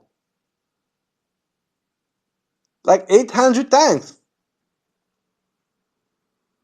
in 2 years. It's like absolute madness. And yet we are having this discussion that Russian performance is getting worse and they're using meat assaults and all this shit. I'm like, this is the best paradigm of the equalization of both sides, given to the fact that you are helping Ukraine in areas that the Ukrainians have no fucking business with. Ukrainians are having a full constellation of communication satellites and a full constellation of ISR satellites. They are having literally access to a network of manned and unmanned ISR all over Crimea and the Russian Federation, where NATO can do it, of course. Ukraine, with a real GDP of 120 fucking million, $20 billion, is actually being gifted with access to a $2 trillion worth of ISR. We're not trying to explain the rest. Over time, America has built that level of ISR, satellites, information, human, SIGINT, and they gave access to the Ukrainians, and that is one thing that is explaining why the Ukrainians do seem to have some answers that normally they shouldn't have.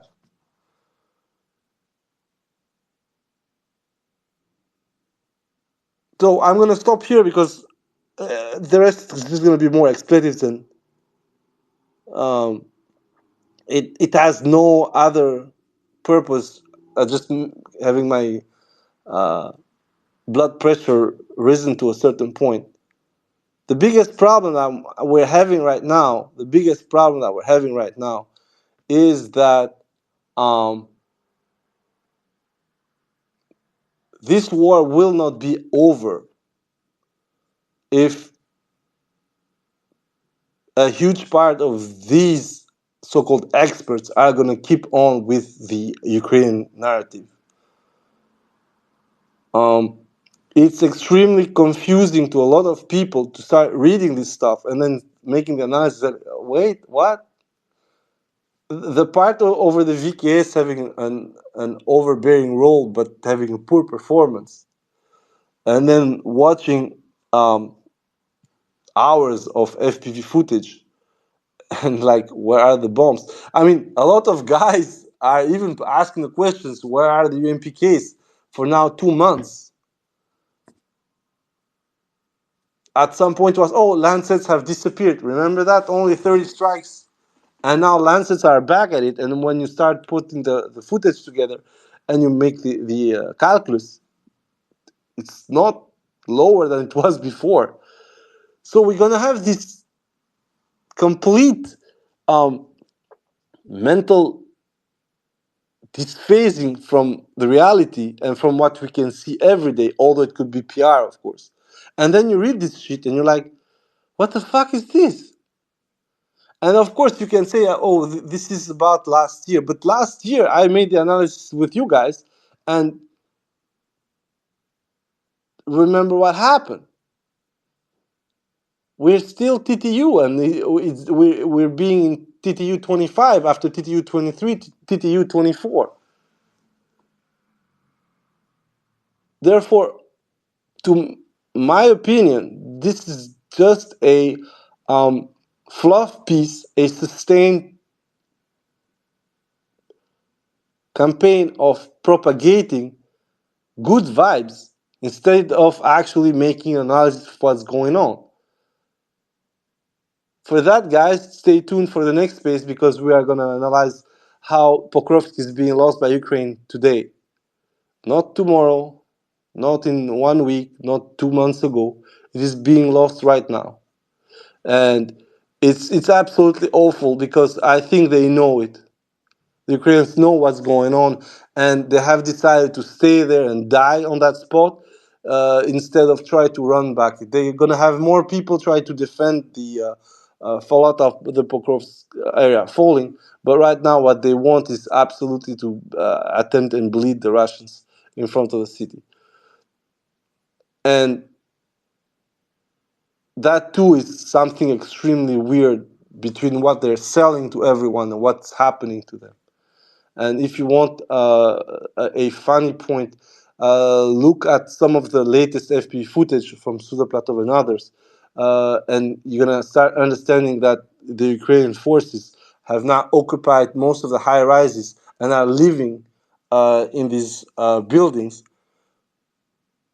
And we have the evidence through actually FPVs attacking them when you can see antennas for FPVs, where you can see uh, radio elements, where you can see ATGM spots and stuff like that. The Ukrainians are destroying the city in advance by staying there and getting hit into the city. And they have decided to reduce most of the Donbass into rubble so that the Russians would be burdened by a reconstruction tab. And it's cynical, it's awful, and it's typical Ukrop. So on that aspect, guys, do not expect much more than that. Thank you very much for the space. I'm not going to take any questioning because it's late and people know what I need to do in about 20 minutes. Uh, Thank you very much, guys. Have a nice evening. Bye bye.